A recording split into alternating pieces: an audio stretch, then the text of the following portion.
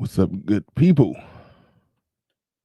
What's up, good people? Doing a mic check, 1, 2. We are in the building. We are ready to go. Let's get this thing going. Let's get it.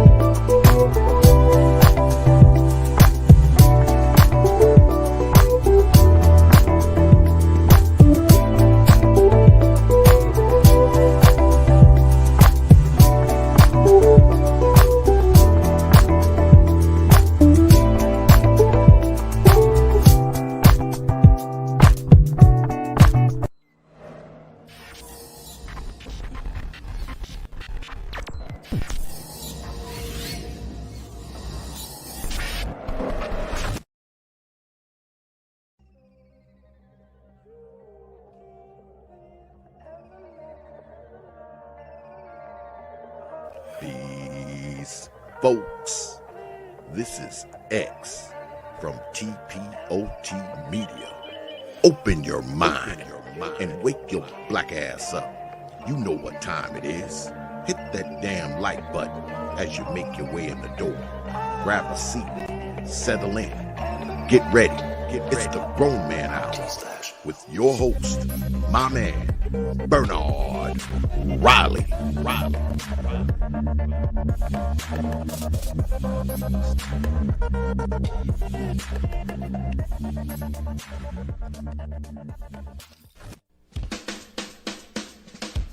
Hey, what's up, everybody? This is Mumia Obsidian Ali. You know who I am. I need no introduction, right? And you're listening to the Grown Man Hour with my man Bernard Riley, heard weekdays right here on YouTube. What do you think about that? How about that? Now let's get back on with the show. Thank you.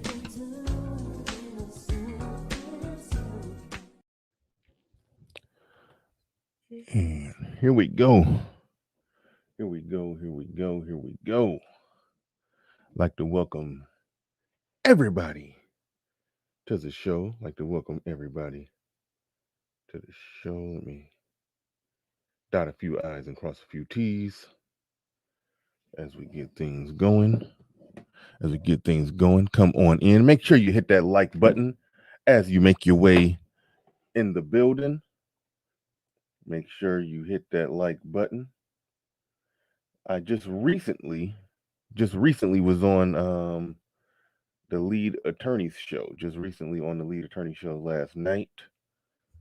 Had a great time over there, a great conversation. If you didn't see it, make sure you go over there and check that out. I did pick up a lot of new subs from the lead attorney.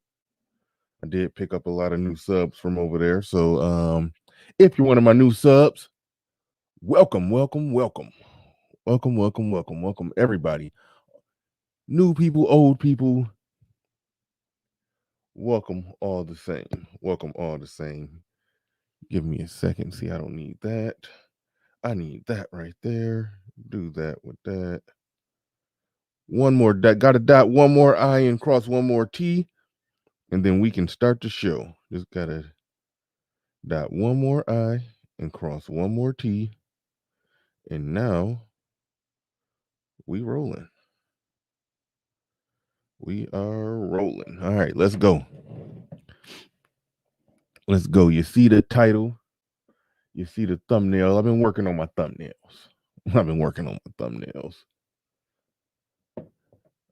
I'm getting halfway good at doing some things that I have previously had to pay people to do. Very, very, very good, competent, capable brother that was making thumbnails for me. But I'm gradually learning how to get a little more creative and know how to work the graphics and all of that on the thumbnails. I recently learned how to, edit videos pretty good. I'm kind of getting halfway decent at this stuff. Getting halfway decent at it. But shout out to everybody in the building. Shout out to the early bird squads, those that make it in here bright and early before we get things started. Shout out to JR. Perfect title, Riley. It's all about choosing the perfect words to hit the algorithm. That's not really a comment that you just say in somebody's chat room. That's not who does that. I mean, yes, that's true.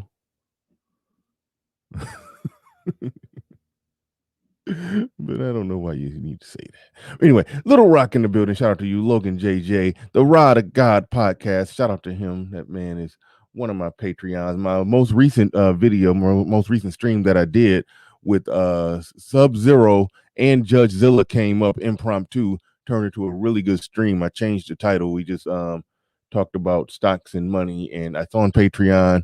It was really good. I highly recommend. If you are a Patreon, I highly recommend you check that one out.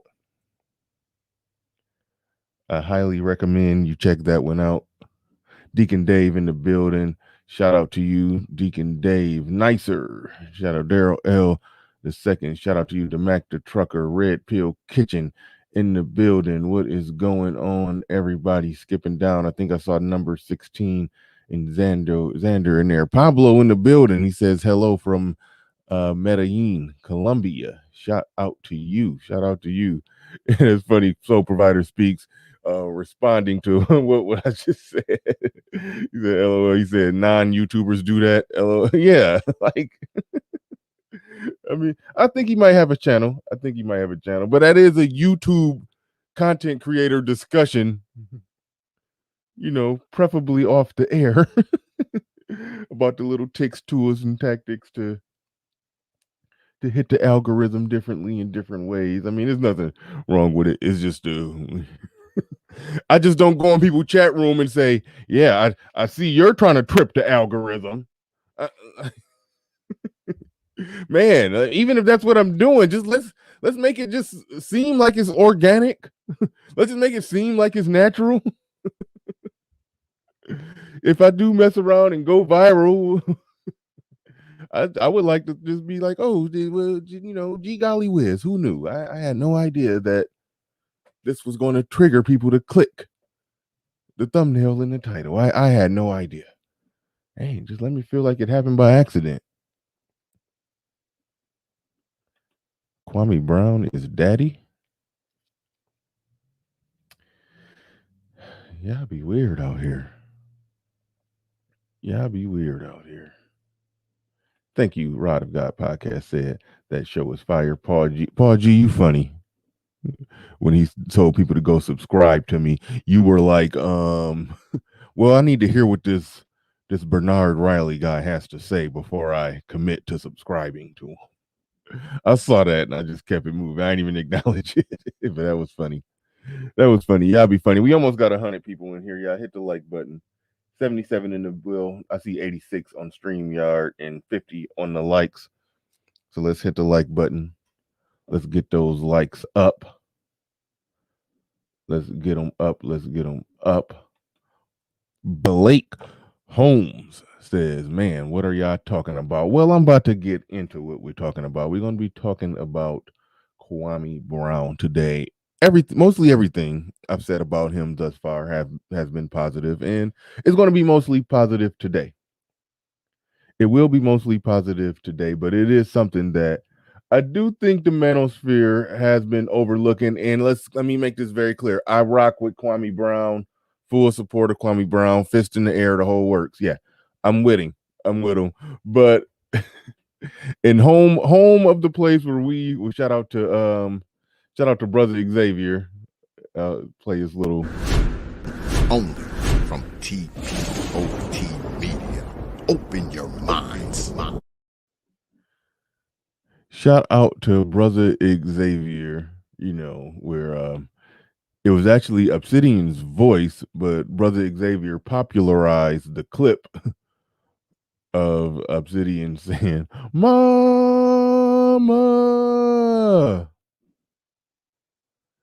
and that is a thing. That is a factor in the equation with black men. We come off as mama boys, the baby boy thing. Like we know that, we understand that, we get that. That's been a thing for a while. That's something that the black manosphere has definitely pushed back against. In the black manosphere, there's been a lot of people that have said the first woman in your life that you will have to check is your mama. No, I don't think I ever will. Okay, maybe. Well, she wouldn't. My mama cool. My mama cool. There was a couple little moments, but my mama was excellent. My mama said, my mama, but no, my mama was cool. It was just it was a few moments where we had to have a talk, but nothing major. Nothing major like that. Oh shoot. Shout out to the notorious ARC.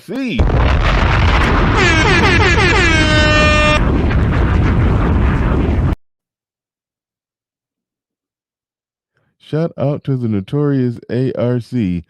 Says, haven't been active in your chat room in a long while, but I am curious to hear how this discussion unfolds, because let's be real, a sizable percentage of black men in this space have contempt and resentment toward their mama. Yeah, and you kind of touching at what I'm going to get on here, because we all love what Kwame Brown is doing, but he does and says a lot of things where he comes off like mama's boy. That's he's talking about mama's cooking, and they out there saying stuff. Well, no, he was talking about black men dying, getting shot. Not even I don't even know if he was talking about by the police, probably by out in the hood on some ninja type stuff. And he was like, we losing too many mama sons out there. He's referring to black men as mama sons. It's like, that's cringy to the black manosphere. It is. That is something that we like, dude. Like so you can hear it in everything that he's saying. How he talking is that he is like he talking like he still got the umbilical cord connected. It's like, and we do go against that here. We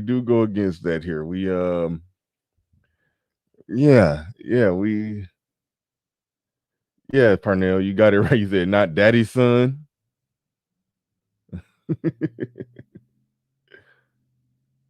Yeah, he's everything about you gonna get some of this mama's cooking. Everything about him is like he gives, that he says this is mama's cooking that make him the man that he is. Gonna be coming after mama's son. So that is something worth talking about. But I will point out that there's no perfect advocate. Somebody's gonna say some things that you may disagree with, that you may have a problem with. But ARC back in the building. ARC been in the clouds lately. I don't know. I haven't seen ARC just on panels and whatnot. He had to take a break from us. Well, more specifically, had to take a break from you niggas. He had to stay out of this mess. So but I could tell when ARC just silently went away for a little bit. I think he did a few interviews. And that's probably my personal opinion. Since you're here, that's probably better for you and your brand to not be on panels arguing with niggas all day. Do formal interviews, get in, get out, and don't be getting into it all day. Because you've been keeping your and you will listen in the clouds.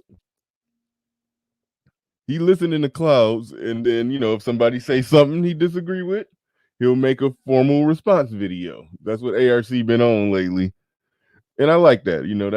That's a good look. That's a good look. I see what he's doing. He been avoiding these panels. He been trying not to become panel ARC. He just been keeping his name clean, and then just do a direct response if he hears something he don't like. So I respect that. And thank you for when you did that list of Manosphere content creators that have helped you sell your books. I went in thinking my platform's small, but I'm hoping I get honorable mentions, and I did get honorable mentions. So shout out to you for that. I did appreciate that. I did greatly appreciate that. So shout out to the still notorious ARC. Shout out to ARC. Shout out to ARC. But Kwame Brown, he's sorry, I'm looking at a number of things here. Got a number of things going on. He's doing some great things. I even wrote a few things down because I wanted to make sure I didn't forget a few points here. So that's why I'm trying to look at my notes and can't read my own damn writing. But no, it's the good outweighs the bad. So that's why this ain't going to be critical. This ain't going to be critical because I rock with Kwame Brown in everything that he ultimately stands for. He does stand for a lot of good things. I like how, you know, the people, and it's personal with Stephen A. Smith, and it should be, because Stephen A. Smith went at him for 20 years. So no matter what he do, no matter how big his platform get, he gonna stay on Stephen A. Smith's head. And he said something real important, how he gonna protect the players from him. Because Stephen A. Smith, when he decides that this particular player going to just be just he's just going to hit him with a whipping stick all day, every day. He's just going to go at this particular player or that particular player. You know, Kwame Brown is like, okay, that player may not be able to strike back in the same way. That player got to worry about image. That player got to worry about getting out there and playing. That player got to play basketball. He got to play football. That player just can't just go live on a 30-minute or 1 hour podcast and go in on Stephen A. and do it every day. That player can't do that. So he's saying he's going to do that. He's going to ride for the players. And that's cool. And I definitely respect that.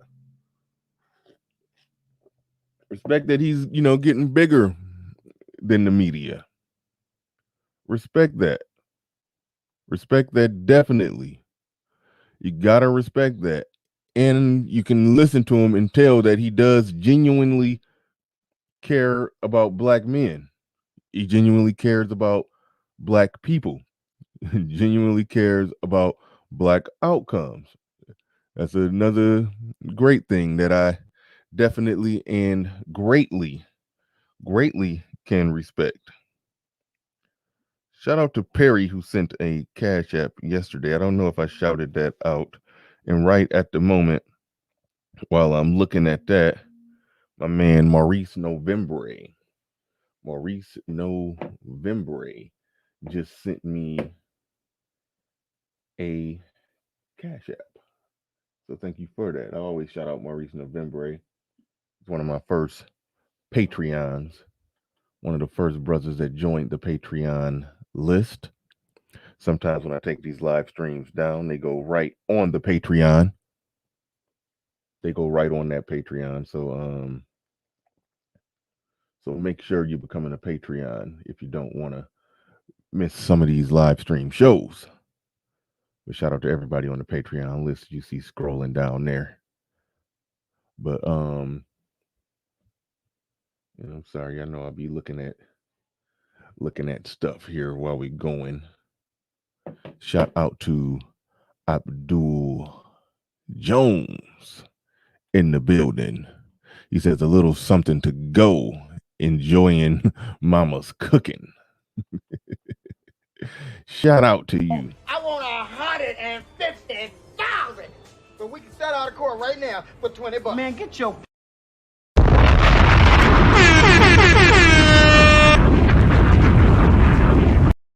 Shout out to Abdul Jones.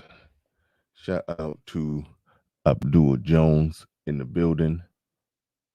came through with the super chat. I see Falcon Black down there saying like the video. Yep, yeah, definitely like the video.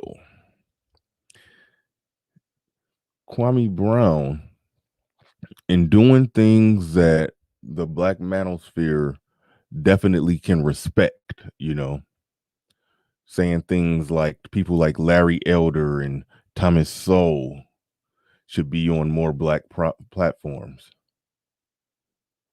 Yeah, actually, I could tell when I got new people here, they're not used to my camera focusing like that. You know what? Let's stop the show. I'm going to fix it live on the air, and then I'm just going to get up every 30 minutes. How about that? And y'all going to see me fix it.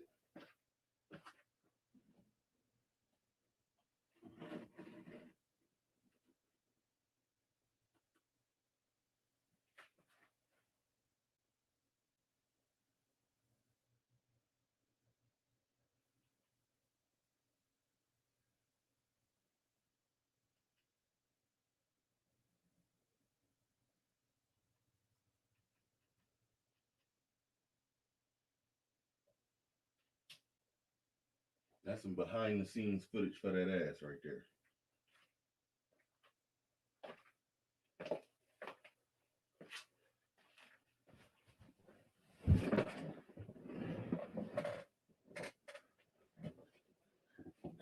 That's right, D-Weez. Do it live. Do it live. God damn it. All right. There it is. Now it ain't going to autofocus, but now the catch is I'm going to have to get up every 30 minutes to reset the camera. You don't want it autofocusing. I got to get up every 30 minutes to reset the camera. How about that? Let's see if y'all like it better that way. I've been saying.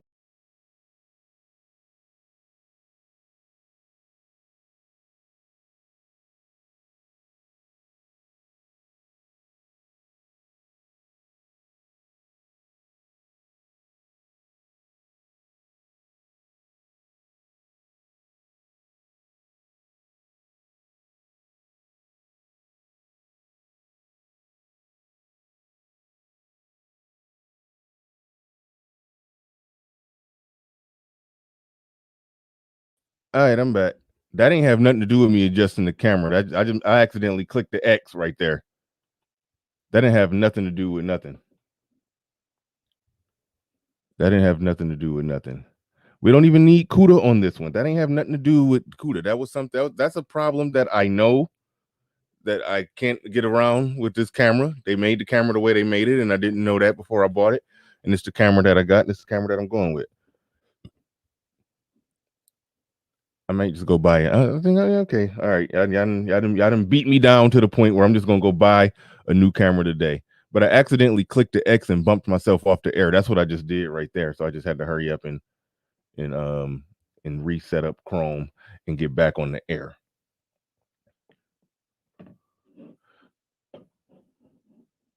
But that was it. What that was.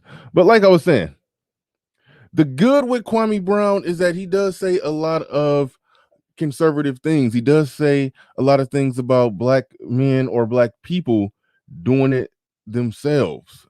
I love that. I love what he's about. I love that he shouts out the Thomas Sowells and Larry Elders of the world, the King Randall. He's doing good things in that regard. He's definitely doing good things that matter. I think his head is in the right space or in the right place regarding that.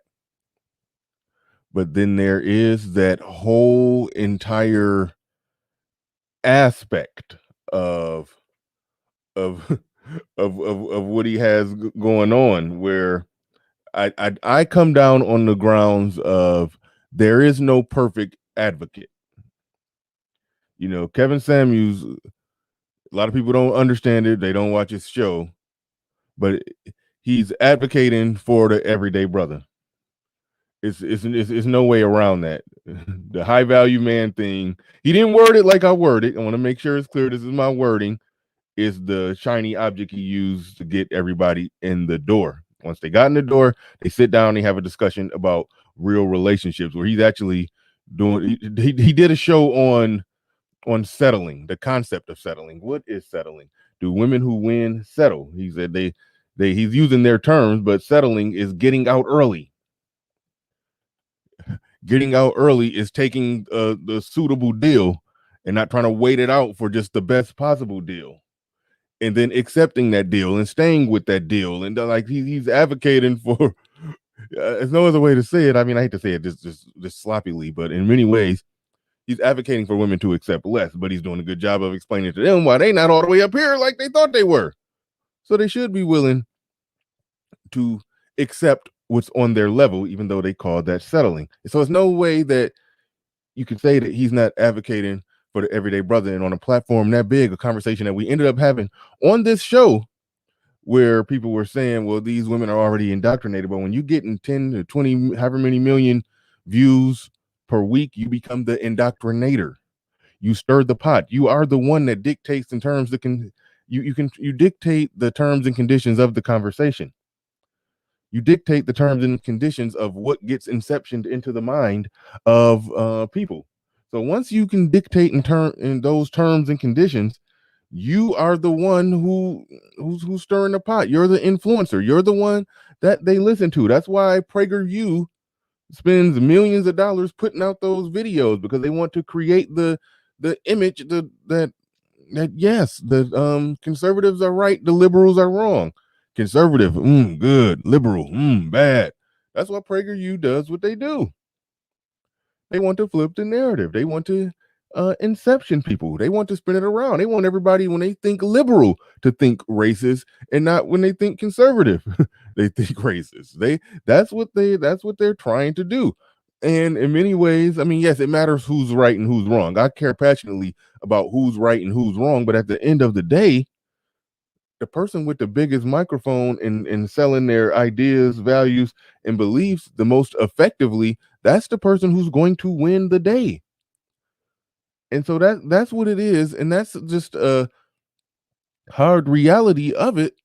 And so I'm saying all that to say that Kevin Samuels right now, as far as the things that we say, the things that we believe, the things that we put out there, the things that we talk about, he's the biggest advocate for it. Man bag and all, he's the biggest advocate for it. And so I'm saying that to say there's no perfect advocate. You could look at what he's doing and say, hey, that's a good thing. That's good for men. You could look at that. Then you could say, but his nails are too clean and he got that damn bag. You could do that, So I can look at what Kwame Brown is doing and say that, he is speaking up for Black people. He is like a champion of the people. I love when he says we the people. I love when he does what he does what he does to speak up for Black men. He talk about charities and foundations. Now some of that can look like a bunch of liberalistic stuff. That's where I see it's almost like a borderline, not quite a contradiction in his message, because he's not talking about the government doing it. But sometimes it sounds like it seeps over into that territory when he's talking about housing for children and this, or for women and children and all of those things. It can seep over into some liberal sounding stuff. But if he's talking about it being done independently, then that's conservative. That's how it's supposed to. That's what conservatives say the market should do. You don't need all these government programs. People who genuinely care are going to support the foundations and organizations that they think that are needed to help the people. That's part of the conservative argument, where they want smaller government and the people will help out. And there's some consistency in that, because all the data shows that conservatives donate to foundations and charities and all of that more. So there's that.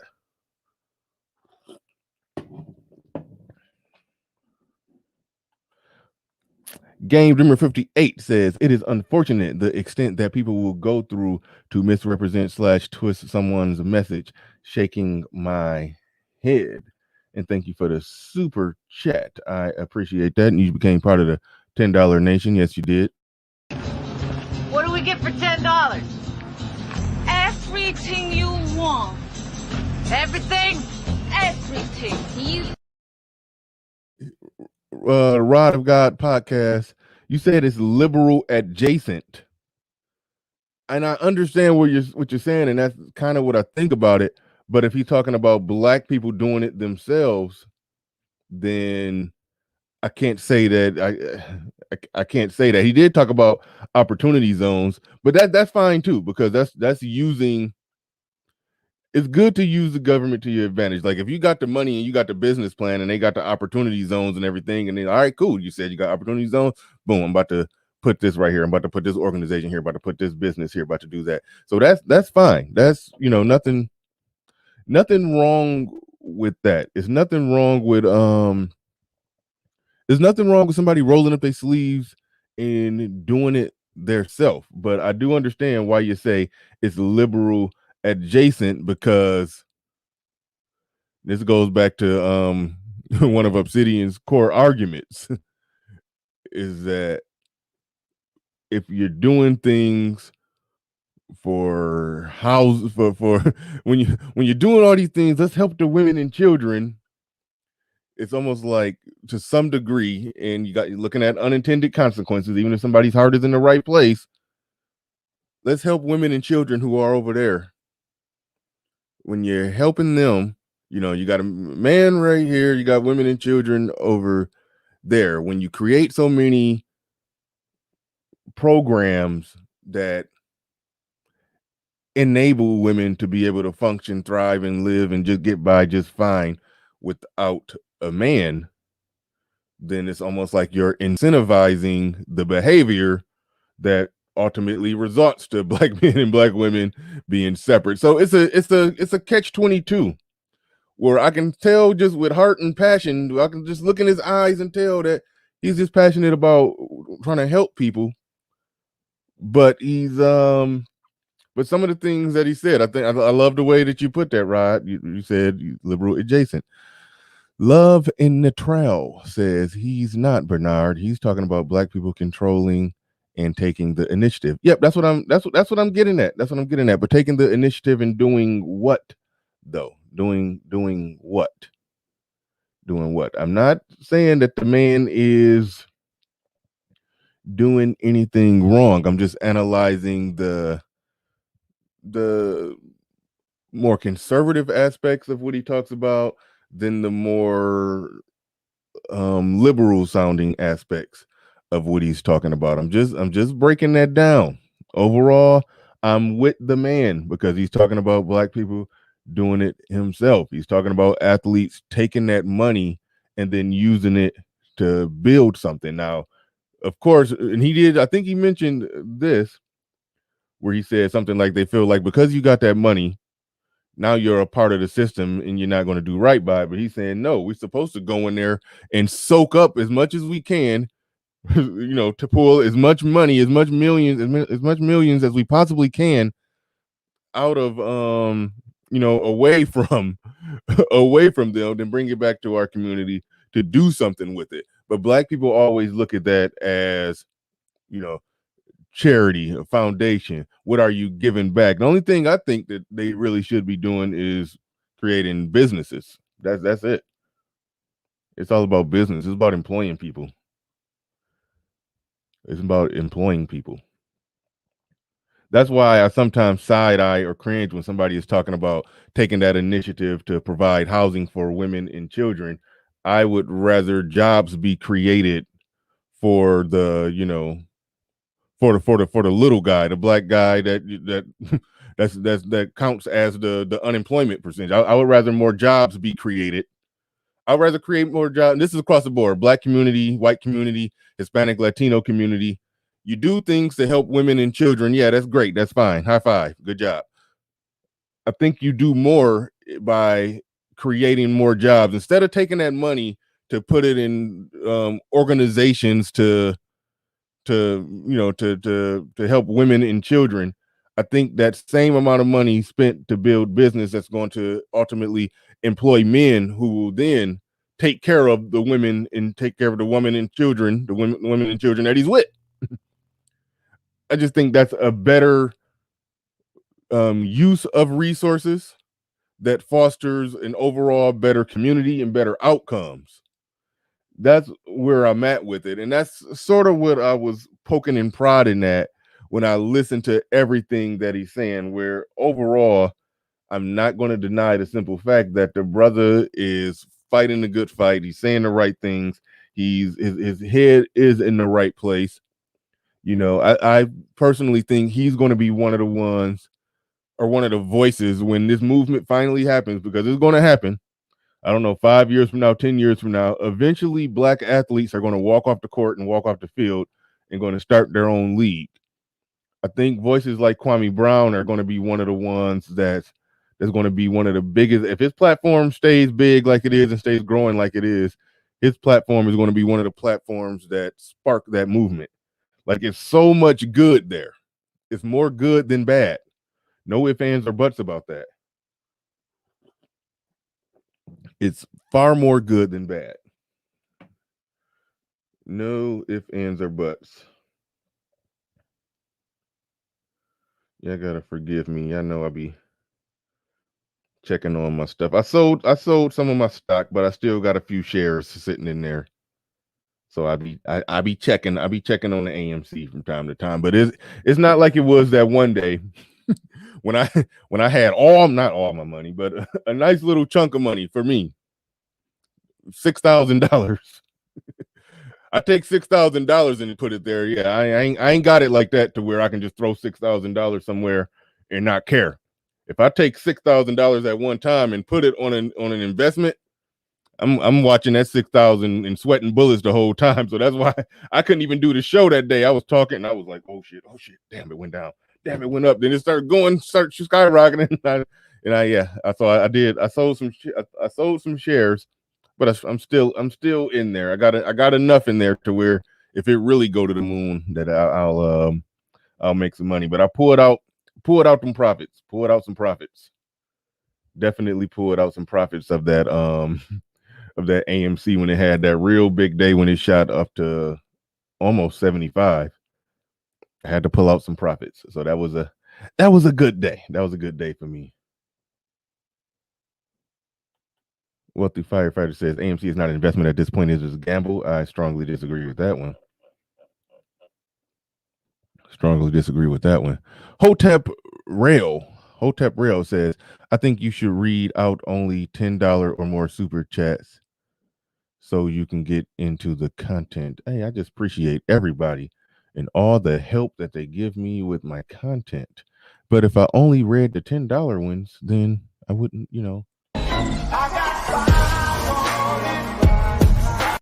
I wouldn't be able to play that. This is long format content. I know some people not used to that. I have learned that about YouTube. There are people who like quick, precise, get to the point, anywhere from 8 to 14 minute content that just hits on the points, gets in and gets out. This is more like talk radio. If you ever listen to Tom Lakis, Dennis Miller, Bill O'Reilly, any talk radio guy, it's not even a matter of get to the point. It's all the whole show is the point. Whatever they're talking about at that moment is the point. That's when somebody's doing a 3-hour radio show. No, the whole show is the damn point. Some points are better than others. So there's that. But yeah, somebody he says super chat suppression based on contribution. What did somebody else say? We producing you now. Yeah, I got 237 producers in here. Y'all are producing the show. That's what a pre-recorded video is for. Yeah, there's lots of content creators. O'Shea Duke Jackson being one who puts together nice quick, to the point, precise 10-minute videos, like 17 of them per day. No, probably like 5 of them. Probably like 5 of them. But yeah, but no, I do long format content. Ease with the T's. He says, I don't want a channel and I didn't mean no disrespect. Okay. All right. Let's get back on to the show. What was I saying? There are no perfect advocates. Shout out to the lead attorney. He says, thanks for the great show yesterday. Absolutely. I definitely shouted that out and promoted that. And I acknowledge that I got a lot of new Patreons. I mean, not Patreons, but subscribers that came over from your show. So all the new people that came over from the lead attorney, shout out to you, salute, and thanks to all of you for subscribing. The hospitality was absolutely amazing over there. Appreciate all of you. But yeah. Yeah, that was a good conversation. That was a good conversation. I recommend that conversation. We may have to do another one, because when I give the breakdown of my situation, my whole story going through the court system, the child custody system, I can say one sentence. I could planned on saying 5 paragraphs. I say one every sentence. He got to stop me, because it's so many details and so much to teach in one little fragment of my story. So that's why, yeah, it was just an interesting conversation, just hearing not just me explaining the story, but him adding all the legal details and odds and ends and everything. It's just so many gems and just gems that men can just learn from with that thing. And it shows that even when you do everything the right way, you can do it all the right way, things can still go south, and you still got to be ready and lawyer up. Lawyer up, man. That's where I'm at with it. That's definitely where I'm at with it. But y'all make sure y'all hit the like button. We got 234 people in the building, 125 on the like. Let's shoot those likes up to let's shoot them up to about 175 right now. Where we at it? We also got Oswald in the building. Oswald 123 with a super.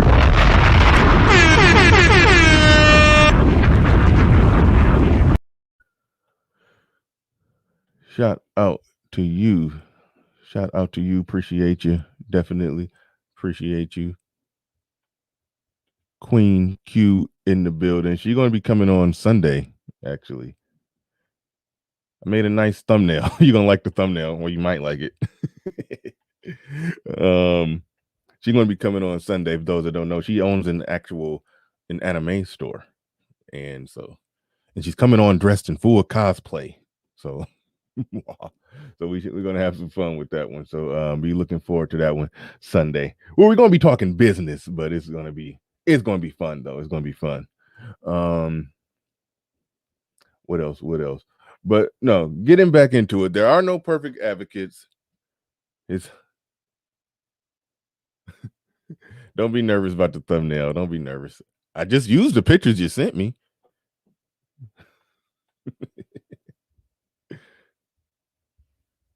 Falcon Black, yes. It's shout out to Nerd Pill. Right on. Oh yeah, the evil laugh all day. I'm all about the evil laugh.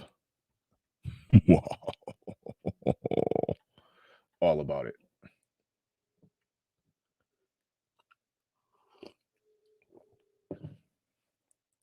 But getting back into it, there is no perfect advocate. Tommy Sotomayor has been an advocate for Black men for so long, and we know all the problems that come with Tommy Sotomayor. We would be foolish to be expecting advocates to be perfect. Is the word getting out there? That's what matters more. Yes, lines can be drawn, but is it getting out there? Is the message getting out there? That's what's more important to me. But I do think that we're So, it's almost like the manosphere can't just sit back and not acknowledge what I consider to be just it's a slight annoyance. And this is coming from somebody who has an excellent relationship with my mother. My mother was, very nice, very kind. Um, I can't really recall not one ratchet moment from my mom. It to the point to where it took me a long time to even realize that, you know how you see what I call the the 10 on 10 weave flying titties out battle royals, when you see like a viral video of some women fighting and it just weave flying titties out, just rumble, just rumble in the Bronx, just big time wrestling, getting it on. When I used to see videos like that, and they still pop up online, I just don't seek them out. But when I used to see videos like that, it didn't even occur to me that those are those are mothers. I mean, granted that if it's a bunch of teenagers, well, maybe not, but they be women, well into from 25 to 30, all up in those little battle royals, even from 20 to 30, 20 to 30. These are people's mamas. Like, that's crazy. And I had an auntie got an auntie I loved dearly, still love dearly.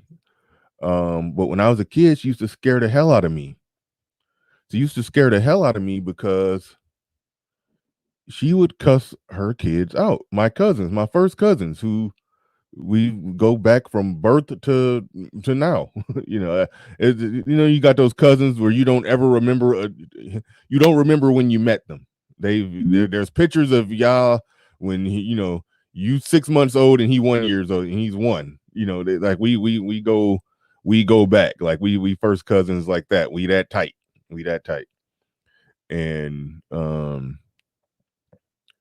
their mom, we would go spend the night at their house. I would be terrified because she would cuss cuss my cousins out something vicious, calling them all kind of motherfuckers and you nigga. Yeah, I'm like, but she my auntie, I loved her, but I was just like, damn, because my mom didn't talk like that. So I'm sitting there listening, like she would be cussing them out and they would just be numb to it. They just still playing and bouncing around like ain't nothing happened.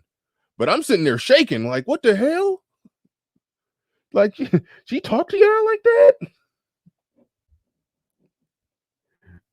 Like that kind of stuff blew me away. That kind of stuff blew me away. But my mom was cool. So I got no problem with my mom, but there are some people who do hold some resentment toward their mom. And even if they don't hold resentment towards their mom, they understand that black men, got the whole, mama, dear mama complex thing going on. Like the point that I've always bring up, D-Wade got drafted.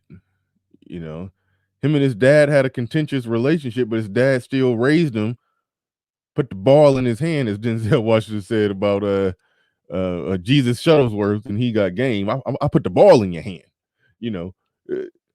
The dad, the one put the ball in his hand, taught him how to play basketball, taught him how to be a man after the mom was on drugs, doing heroin in front of him. The whole works. The mom doing heroin in front of him.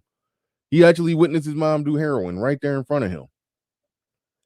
You don't think that people like that are, people that doing that, you don't stop and think that, yeah, they're somebody's mama. They're mothers. And kids are witnessing that stuff. You don't stop and think about that.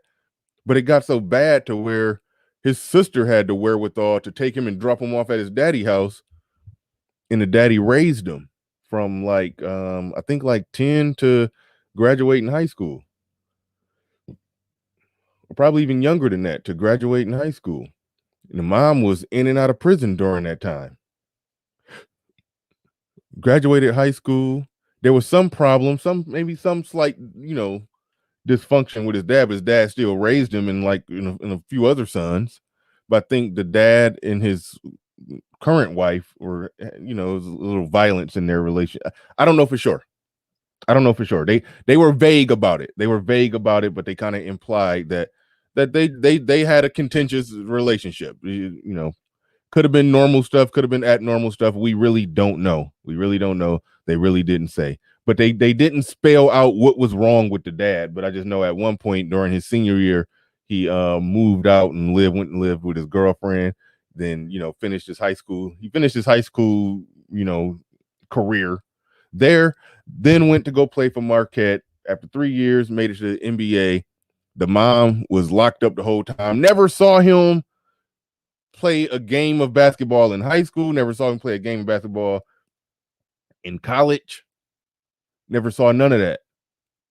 Didn't see any of that at all until like the last 2 games when he was, I think they was making it and they made it to the Sweet 16. I think she saw the last game or 2. You know, that was the only thing she saw. Other than that, she was completely absent.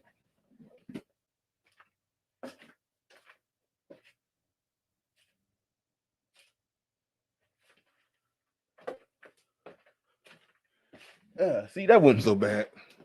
That was better than the camera focusing. Me just having to stop the show to get up to fix that.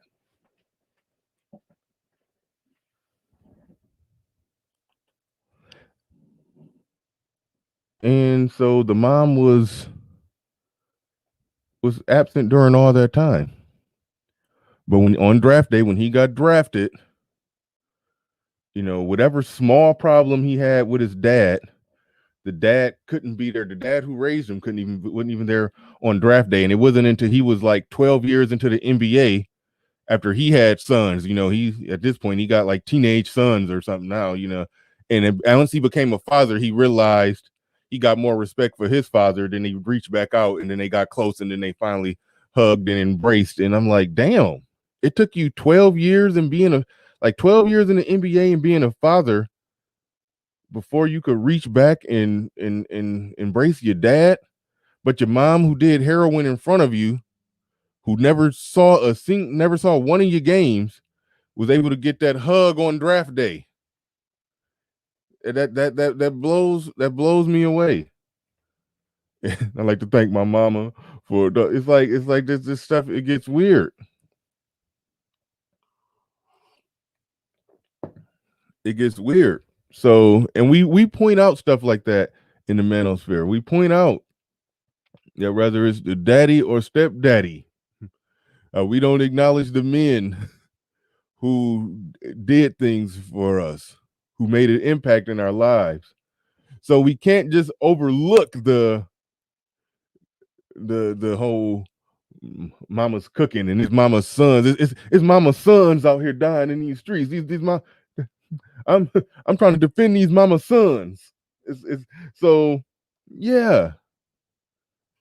But like I say, there's no perfect advocate. And Kwame Brown is doing absolutely 100% the right things and the right thing in many ways, shape, and form. Many ways, shapes, and forms. He's doing the right thing. He's fighting the good fight. He's teaching. He's I don't know if teaching. Well, he's demonstrating a lot about media. A lot of what I've been saying, you know, about Kevin Samuels. When you got the biggest platform, you own the conversation. He's showing that he can own the narrative over the machine, over ESPN, over this company that got over this company they got millions, if not billions of dollars behind it. He can control the narrative over them. He can win the hearts and minds of the people.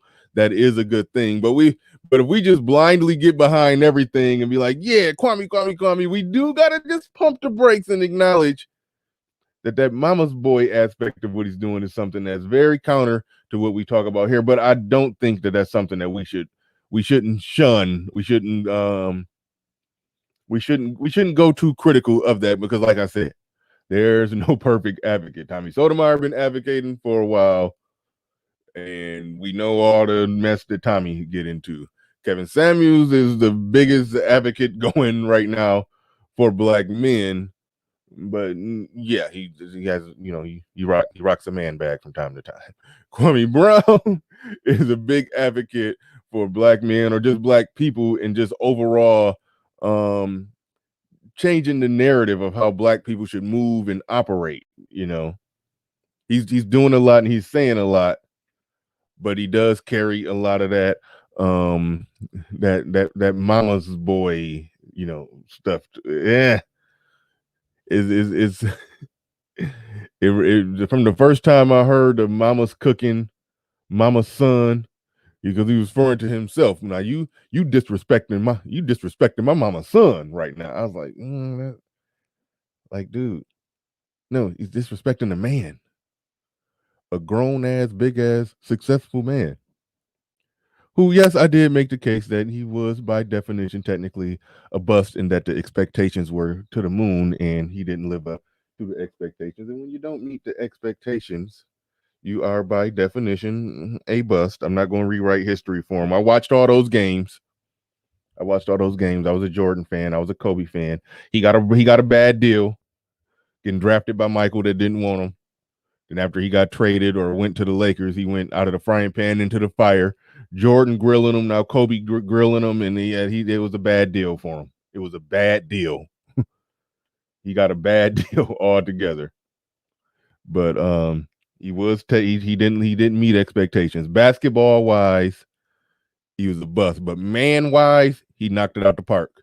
He went and did something for 12 years and made $60 million, and now he's building a second career that's going to be even bigger and better. So in the man department, he's nowhere near a bust. But just looking at basketball skill, expectation, and basketball accomplishments, yeah, then yeah, he's a bust as an athlete. He's a definite winner and champion just as a man. So like I give him those props and respect. Hotep Gooch right there says, shout out to all the brothers from yours truly, Hotep Gooch.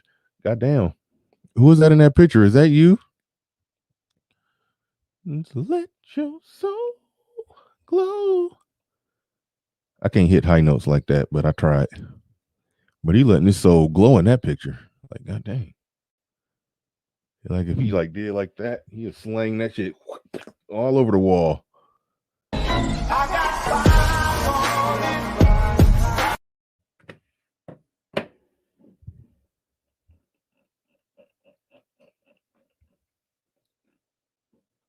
There, I said it in the building with the super chat. He says the one place where the economic dominance of black men can't be denied is sports/entertainment. If these black men ever became sphere discipline, game over. Hashtag go Kwame. Yes. That is the statement right there. That's what I'm talking about. That's why I got to get behind Kwame. Like when platforms get big like that, when somebody's saying the right things on a platform that big, man, it sparks movement. It changes culture. It does. It don't change everybody, but it sparks things. Someday, some way, somehow. And it can't, okay. Someday black men, I'll just talk about the NBA. Because NBA wouldn't survive without black athletes. You can make a case that the NFL could. It wouldn't be as good, but you can make a case that it would survive because they can always sell the white quarterback. You understand what I'm saying? Like they can always sell you the as long as there's a Tom Brady in the league, they can sell that. Now, if he don't got nobody to pass it to, that's another thing. That's a problem. But they always can sell a Tom Brady, a Peyton Manning, and Allen Rodgers. I mean Allen Rodgers. Allen Roger Curry, Aaron Rodgers. You see what I did there? I messed up. They can always sell an Aaron Rodgers. They can always sell that, but the NBA won't function without black athletes. It just won't. It won't. It's only so many Luka Doncic that can Luka Doncic that can sell seats. So if black athletes were to walk off the court, you see, and that's what it would take. It's not enough. Like when somebody say, well, why won't black men just start their own league? Okay, there's a lot of billionaire, millionaire black men who could technically do that. I mean, LeVar Ball technically did it. So it's possible. But this is what it would truly take. Not just a black man saying, I'm going to start my own league. It would take the players to say, the high earning players, the ones that's making $20 million a year, to say, I'm going to sacrifice this money, this short shot money, and then walk off the court. I don't know how it works. There's some legal aspects to that. Void the contract somehow. I don't know how it works. But it's almost like the current players would all just have to be in on it. It just can't be. Let's just say if some rich man, hate to use celebrities, let's just say Jay-Z. Let's just say Jay-Z started a league and just started trying to get players to come play in his league. It only works like if the best players, the way that I see it is like this. If all the star players in the league, if they started the league and they had ownership share in the league or stake in the league while playing in the league that they own, that would be unprecedented. There's never been a situation like that where the owners of the team were also the players on the team. But that's how it would have to go, and the players receive, basically like part of the profit. It would have to be structured in some weird way like that. I do think it will be hard just if a black man who's not a current player starts a league. Let's just take LeBron in his prime. If LeBron said, hey, I'm starting my own league and I'm playing in it, and he get other NBA athletes to play in it, and it's like, hey, the fans are going to go where the stars are, versus just some black man starting the league and saying that, okay, Steph Curry, I know that you get paid $200 million to play for the Warriors. Yeah, I can pay you. I can pay you $400,000 a year to come play for me. No. But if Steph Curry, Kevin Durant, LeBron, and everybody else walk off the court, start their own league, and they take in those profits, yeah, they can, in less than a few years. I mean, they'll bankrupt the NBA right off the gate. They'll bankrupt the NBA. And so in, 2, 3, 5 years tops, they'll be making what the NBA was making. I don't see why that wouldn't work. Shout out to number 16, says Bobby Boucher. My mama said, as men, Dark Knight mentality. So who's going to negotiate the TV contract? That's a silly question. Who's going to negotiate the TV contract? Whoever the hell they hire to negotiate it. Duh. What do you mean? Who's going to negotiate the TV contract? The players walk up the court. They start a league.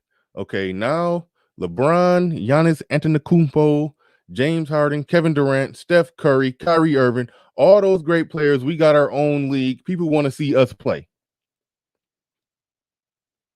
Strike up a deal with TBS. This is what we want. This is what we're asking for. We can project these ratings because people want to see us, because we're not in the NBA no more. We're in the whatever their league is going to be called. We're in this league. People want to see us play. They want to see us play so bad that we can project these ratings. With these ratings projections, you will probably get X amount of dollars in advertisement after you get. Man, I was thinking the same thing. Instead of National Basketball Association, I was thinking the same thing, Black Basketball Association, but I didn't want to call it that because I think black people do need to stop putting black in front of everything, even though I do it all the time. But yeah, we on the same wavelength there. But yeah, you hire somebody, a smart, savvy businessman, salesman who understand the numbers and the economics and the analytics of it all to go in and negotiate and hash out the deal. That's what he's hired to do, to get deals.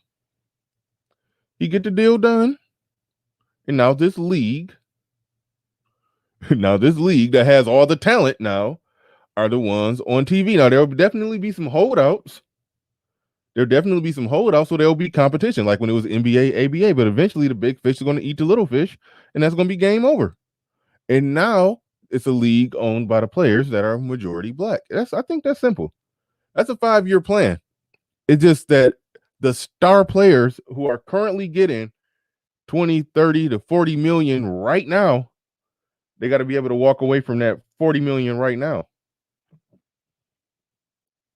and be willing to make a shorter amount of money in the right now, but possibly billions down the road. Goes back to what they say about us, that black people don't understand delayed gratification.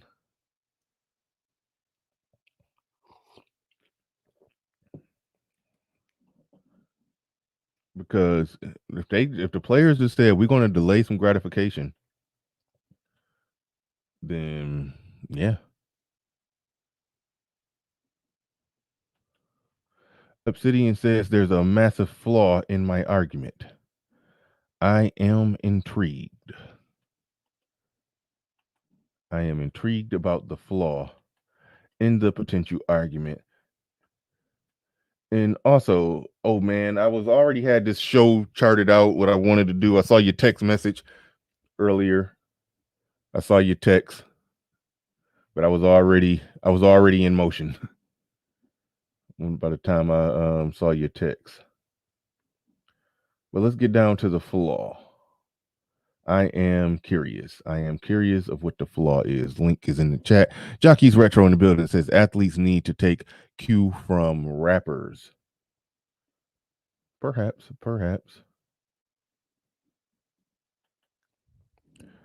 I was just using the names that are big names that even the lay person would understand what I'm talking about. We said Steph Curry and LeBron are nearing retirement. That's irrelevant to my point. The fact of the matter is, if 15 of the top 25 players in the league was on board with it, then it would work in my estimation. Who raises their hand in the chat room and says, I have a question? Just ask the question. And I did say in their prime. You know, the lay person who don't understand NBA, but they can understand, they don't watch the NBA, but they understand the concepts of what I'm talking about. If I would have said Joel Embiid, they may not be as familiar. If I would have said Damian Lillard, the lay person don't understand Damian Lillard in the weight that he carries, you know.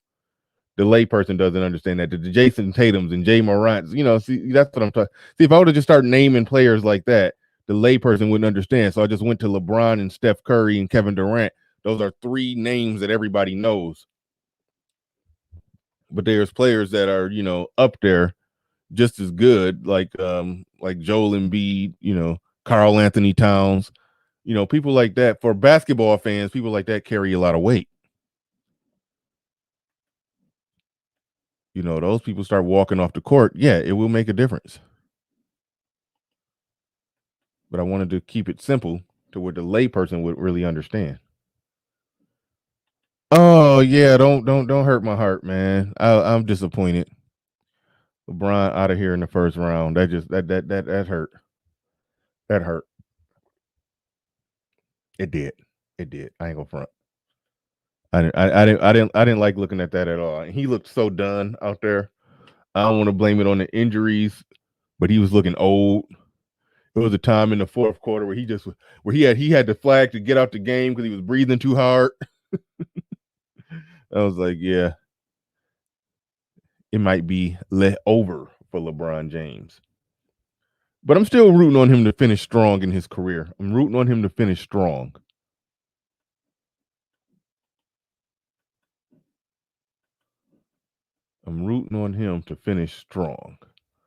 Because I would like to see him break Kareem's records. I would like to see him finish with the all-time scoring record.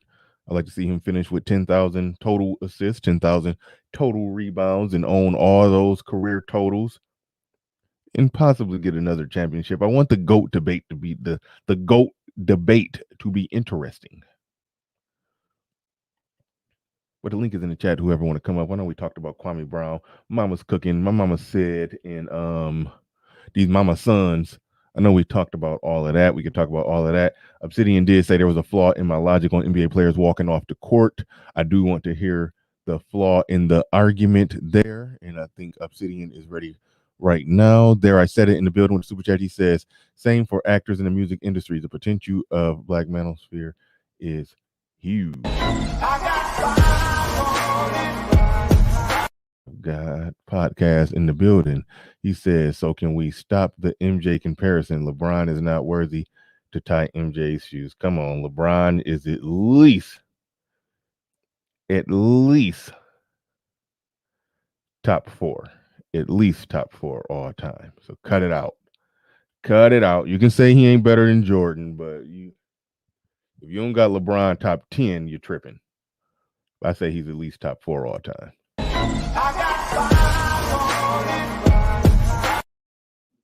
All right, without further ado,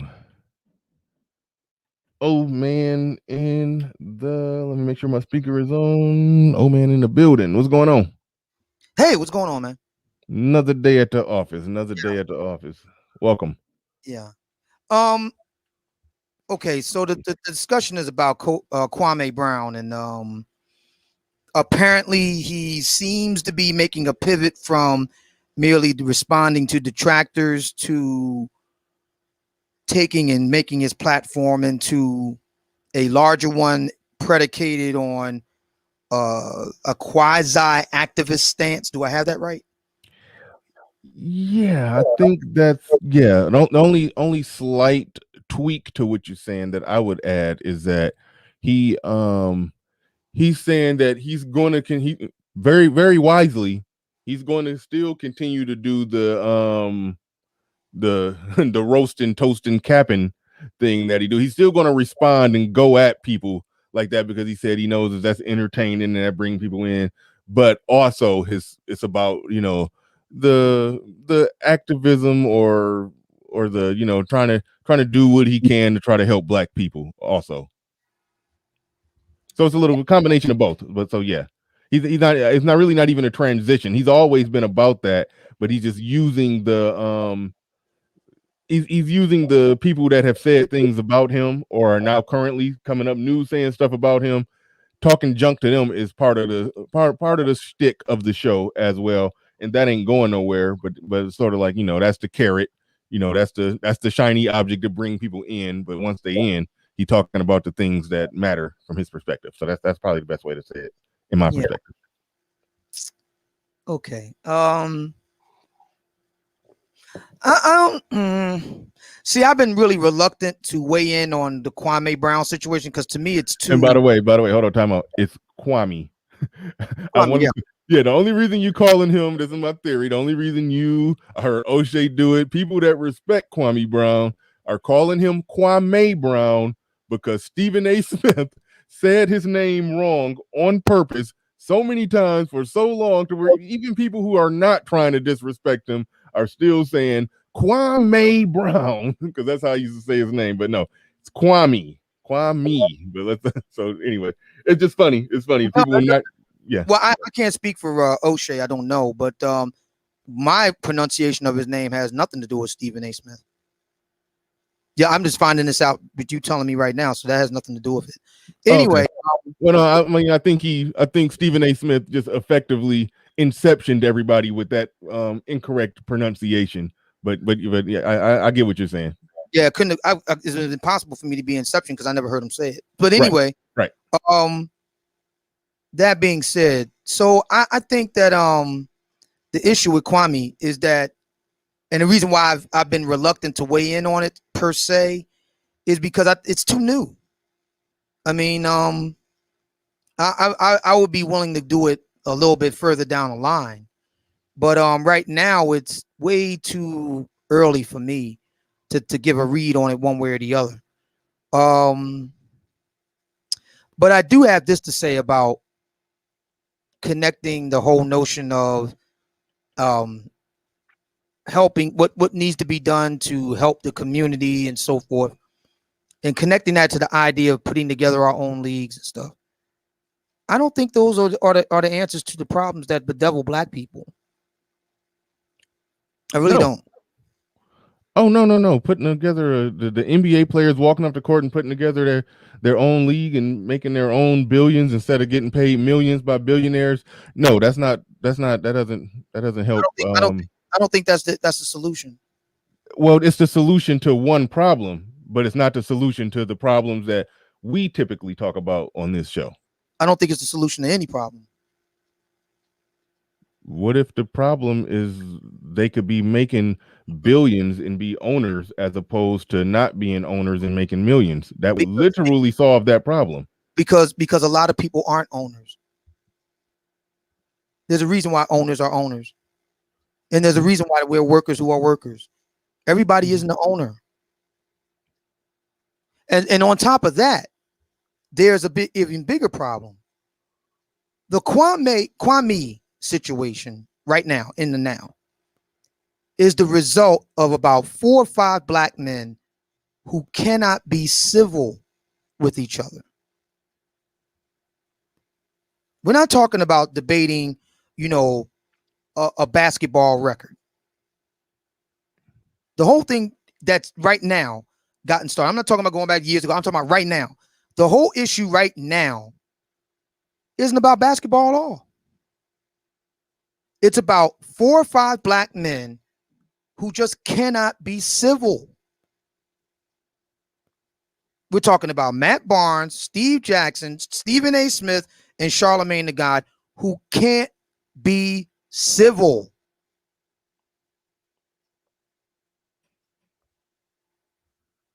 And that's a mirror onto the Black American body politic in general. We just do not know or are unwilling to be civil. That's the problem in a nutshell. So even if the black players in the NFL or, football, whatever, even if they did decide to want to go ahead and put their own league together, here's the problem. How many of them are, you're talking about a major undertaking, a nationwide network of franchises and teams, sports agents and coaches and general managers and connections to TV deals and merchandising. You're looking at a major collaborative, cooperative effort. Where's the evidence that black men can do it, let alone willing to do it? Where's the evidence? Well, there are black men who work in business. There are, like, it goes back to the question I think Dark Knight Mentality said. He said, who's going to work out the TV deal? Who's going to negotiate the TV deal? There's a black man somewhere, many of them, who work in negotiations, high up in negotiations, and make hundreds of thousands, if not millions, doing that. Those are the people you hire. They would have to hire competent people. And hiring black people based on competence, not just that they're black, but really hiring competent people. A good place to look is white companies that currently have black people working in their companies, getting paid hundreds of thousands of dollars to make white people hundreds of millions. That's a good place to look. Okay. Would you consider Stephen A. Smith to be a competent man at what he does? He's extremely competent at what he does. Now, whether or not he's a jackass is a different thing, but and that's my point. Oh no, well, you don't hire Stephen A. Smith to do that. Stephen A. Smith is an animated talking head. Okay. He's hired to be an animated talking head. Okay. Would you consider Charlamagne the God to be competent at what he does? He's a competent radio host, yes. Okay. Radio show host. And that's my point. This is beyond a matter of competence. This is something else. This is a fundamental problem that black people, when I say that black male and black female can't get along, that's true. But what's also true is that black people generally can't get along. That is to say, black men and black men can't get along. Black women and black women can't get along. And I did a show earlier this week where I asked a question, and it was based on Kevin Samuels, but it spins off from him. And the question was, look, if Kevin Samuels is successful in bringing a segment of black men and black women together, what will happen to those left behind? And I asked my listeners, paint the picture for me. I mean, what does where these people who are left behind, what does it look like to live where they live? Paint a picture for me. Mm-hmm. And what was interesting that the responses from callers was, and Supreme King Coon weighed in on this, and he made a really good point. He said, everybody knows what it looks like. We just don't want to say it because it looks really bad. It is an outward manifestation of what's going on inside, which is chaotic, which is dysfunctional, which doesn't work, which is broken, which is filthy, which is dirty. That's what it looks like. What this situation with Kwame is proving is just how much brokenness and dysfunction and filth is present among black men. Because there were no black women involved in what's going down with Kwame. We can't hang this on it. We can't put this at the doorstep of black women here. There's no BFF. It's all black men. And they can't be civil.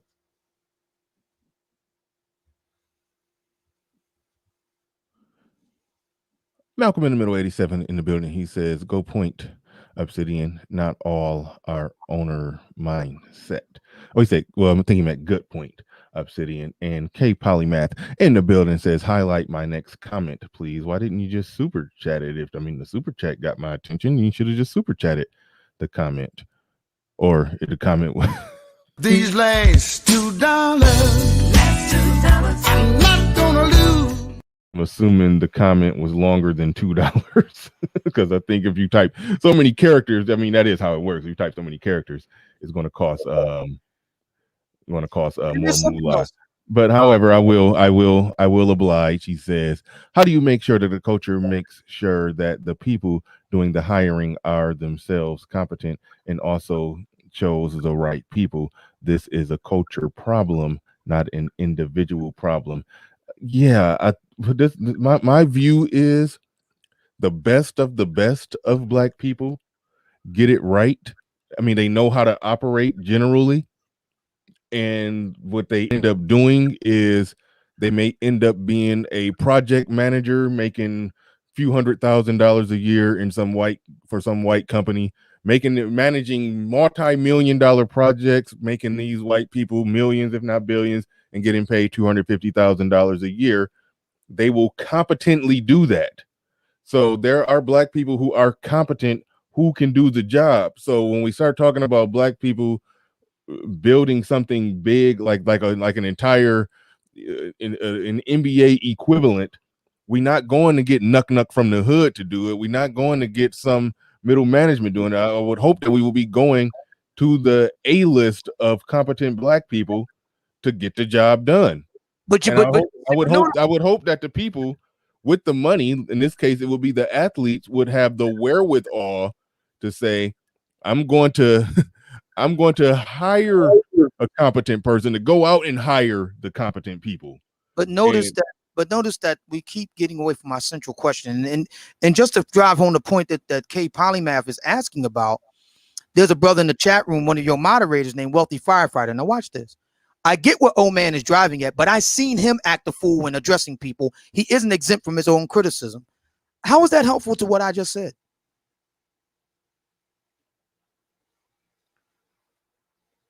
Now think about that for a minute. How is what Wealthy Firefighter saying, how is that actually helpful? Even if it's true, how is it helpful? How does it actually, this is what I'm talking about. This is exactly what I'm talking about. All right. Number 16 in the building says, black men work together every day. What are you talking about? Stop trying to paint all of us from the actions of a few that is lazy. Thank you for the super chat. Number 16. Thank you for that.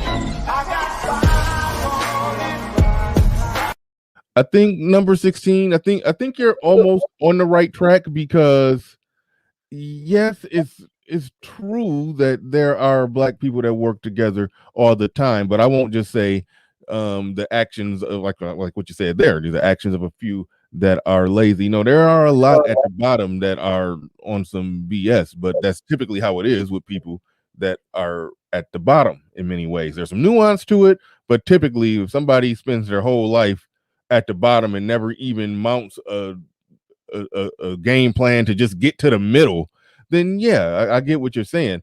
But I do like going back to what I just said, there are competent people right now running, competent black people running companies, managing projects, doing big things, making hundreds of thousands, in some cases millions of dollars, working for white people. So I'm just saying that there's a competent class of black people to find out there somewhere.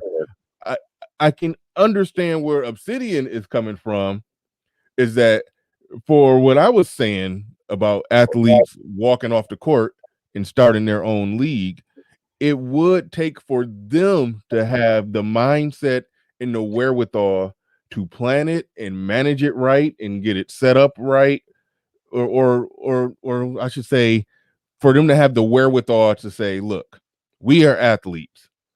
The actual business side of this is out of our realm. So right out the gate, it would be a matter of going to people with know-how who are black and saying, this is what we want to do. We don't know how to do it. We know how to shut up and dribble, but we don't know how to run it, how to run a damn league. I'm going to the A list of competent black people.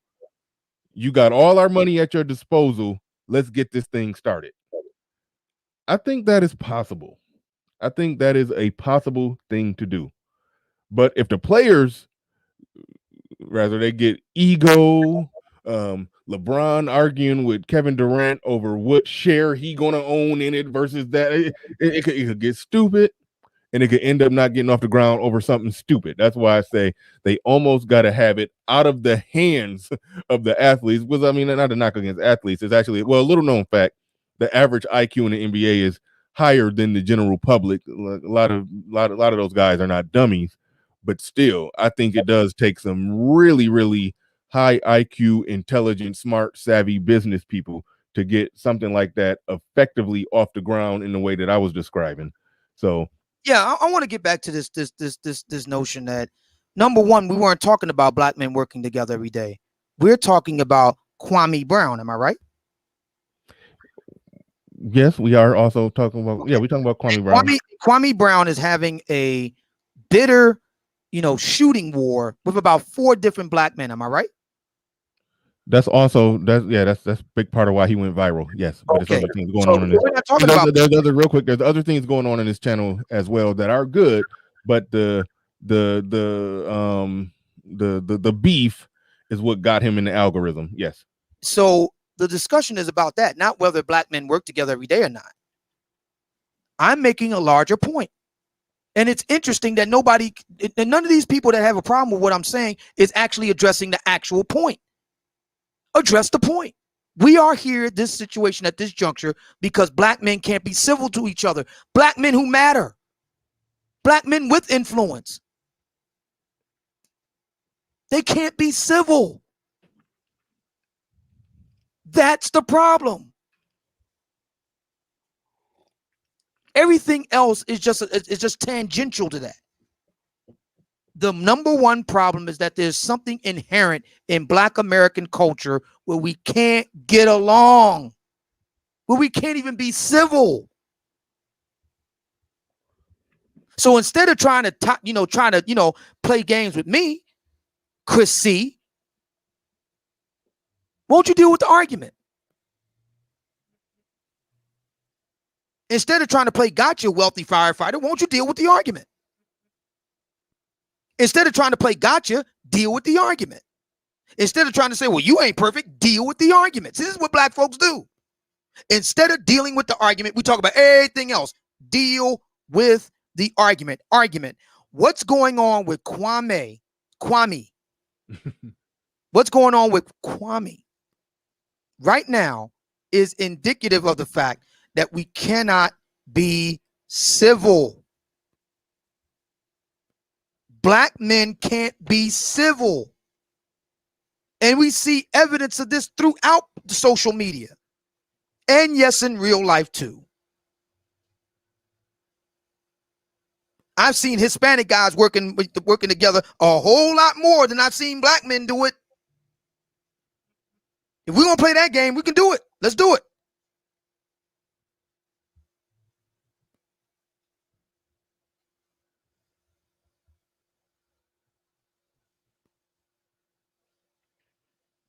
Let's do it. If we're going to play that game, let's do it. Let me try this again. What we're seeing with Kwame Brown right now, the problem isn't basketball or sports. That's not the problem. The problem is you got 5 black men, prominent black men, who can't be civil. That's my argument. If you disagree, listen, the link is in the chat room. Bernard already put it there. You know what it is. If you disagree with that argument, come on with it. I say that that's the number one problem that faces black people. It ain't, racism. It ain't the white man. It's that there's something inherent in black American culture today that inhibits our ability to be civil. Yeah, I am boring. I'm boring because I'm not here to kick up a ruckus. Because that's why you're here. You're here because you want to kick up a ruckus. That's you part of the problem. At what point does the signal overcome the noise?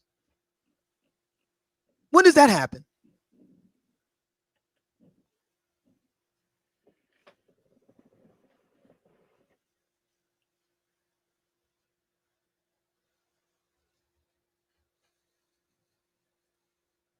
When does that happen?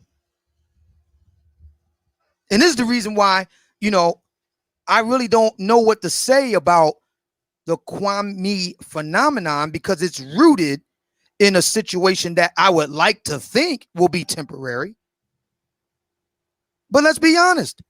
Black folks like conflict. A lot of black folks live for it. They thrive in it. That's what gives a lot of black people meaning in life.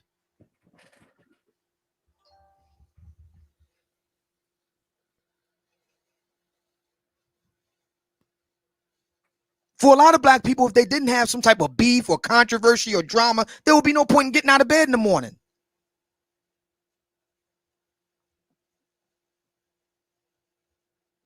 And ultimately, where does that get us?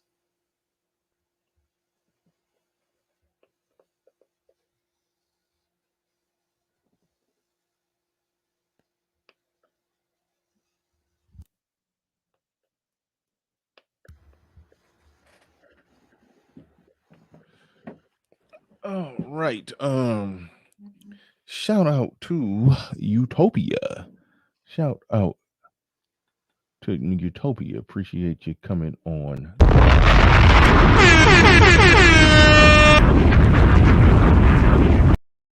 And she says there are prominent people watching this space. It's important to have these convos, if just to flesh out ideas. You never know where the support to bring about these changes will come from. Very well said. Thank you very much, Utopia. Appreciate the super chat and appreciate all of your continued support. We do have a next contestant here on The Price is Right. The long, and I do mean lost, friend of the show, Massaging War, just came up. Yo, what's up, Bernard? What's up? Oh man, Welcome to the show. Welcome to the show. Welcome back. Yeah, no problem. Just one comment. I'm actually at work at the moment, but to make Obsidian's point, what if Obsidian is the fact that it's hard for us we don't have our own little network that is large enough. So most of us who are successful, we're playing a game of if if you take one off, you got to put something else, or vice versa. It's as if there's not enough for us to compete equally and all of us win. It feels or seems that if one of us wins, the other one loses. So we're playing that game of crab mentality. The crab's in the bucket. One of them tries to escape. The other ones pull it back. Instead of helping that one escape, then the other ones will come in and, topple over the bucket, and then everyone escapes. I don't think that the premise is a good one, because there's enough room for everybody here. There's enough room for everybody. I don't think this is a question of that person's going to get further than me or whatever. I think for some people, their default setting is conflict for its own sake, because they don't know how to do anything else. There's an old saying about, you can be a warrior, but you can also, there's a time when you have to be a diplomat too. And there's some people, that's all they know how to do is just be a warrior. Okay, if that's true, then do you think then the question is you're pushing it too far, saying a few of us can't work together, but generally, wouldn't you say most of us can at least do that? Because if you think about it, so a way to disprove that point is let's look at the Black Manosphere. Out of all the spaces on YouTube, this is the biggest space where we actually support each other. People send super chats. People, encourage each other to build. I don't see the same thing in other spaces. So I think actually we do have exactly what it takes to build. And this is a perfect example of the simple fact that we have built something here. Someone like Bernard has 7 point something K, but can actually generate funds, can improve. Someone like you, someone like any of us here, if we are out there doing what's right and helping each other, I would say that kind of disproves that point, because we are all here contributing, and we are, most of us, Black men. I would say that you need to get out more. YouTube has made people billionaires, but they're not Black for the most part. And the Black Manosphere, since you want to bring it back home to this, the Black Manosphere is at a crossroads in a very real sense. It has to decide what it wants to be. And since I am considered one of the more influential members in it, I've charted a course. I don't want to go into on Bernard's show. That's a more detailed conversation that I'll take up elsewhere. But I would say that the Black Manosphere has absolutely no idea of the sheer real earning potential that YouTube and other social media, because we're not even a real presence on Facebook and Instagram.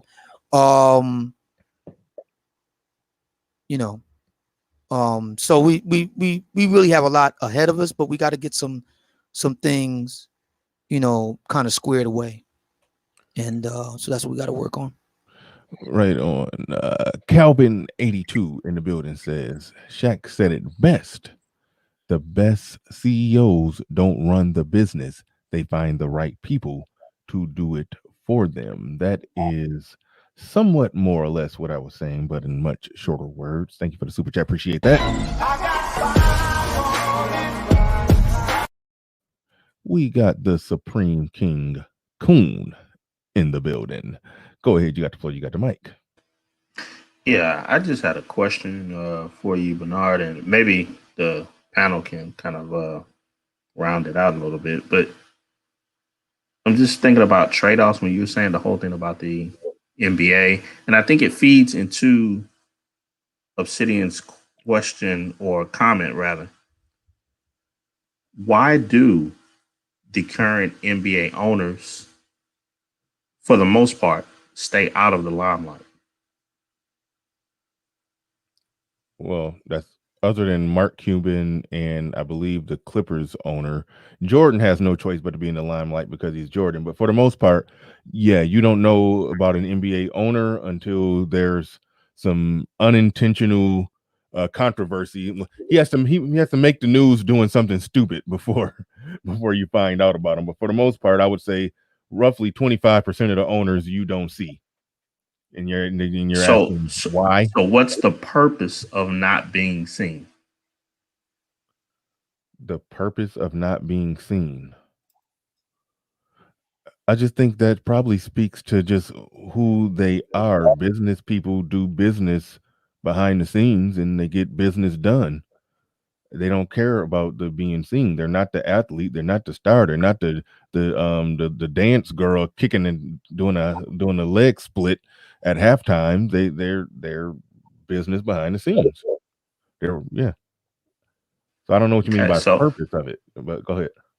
well, by design, the league is supposed to be primarily for the fandom, right? Mm-hmm. And that fandom expands all over the world, right? Mm-hmm. Do you think that a fandom would be more supportive or less supportive if the owners were in the limelight all the time? I think it could very well become moot if the players owned the teams. I just think the fans want to see a good game, regardless of who owns the team. All right. Well, man, Well, biz- let me pick your brain real quick. Are you saying that if the people that own the team were the actual players out there running around with tattoos, getting into scandals with Instagram models, that would be bad for business and would affect the functioning of the league, so to speak? absolutely, absolutely. To some degree, you're right. That's why, and like I said, this is unprecedented because yes, the players would technically be owners, but they would not be operators, if you understand what I'm saying. Like, for example, the owner is some old fat white billionaire right now. He has a general manager, he has a vice president of basketball operations, he has this position, that position. There's so many different positions that that he's that he has to hire somebody to do. So the player would basically just be the guy on the court playing. Somebody else would be running it. But because my labor, my genetic material, everything that I am is the only thing that produces these fans, these butts in the seats, these ratings on TV, I'm taking more of the money. Y'all Okay. Think y'all about work for me, but I'm just think gonna go out about and play. I'm gonna shut up and dribble while y'all go put on your little suits and get in your little office meetings and go work for me. And then once a month, while y'all can sit down and tell me how much money I'm making and why and all the odds and ends or this or that. And I'm gonna hire somebody else to fact check y'all bullshit because y'all could be lying to me. Well, think about this, Bernard. One of the major things that is hurting the NBA right now is a lot of its in sports, a lot of the politics behind what some of the players are doing and whatnot. Mm-hmm. For the most part, nobody really knows the politics of the owners, their Mm-hmm. views on this or that. I would say that that's by design because a business model wants to attract as many fans and buyers as possible.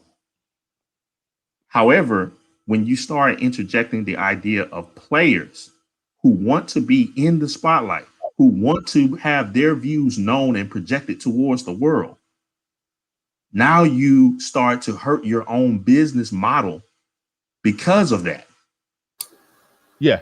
No, I agree. Wait, I agree I have that if the players as owners still chose to operate the way that they want to, the way that they operate as players. For example, LeBron making the stupid statements about the cop who shot a girl who was about to stab and potentially kill another girl.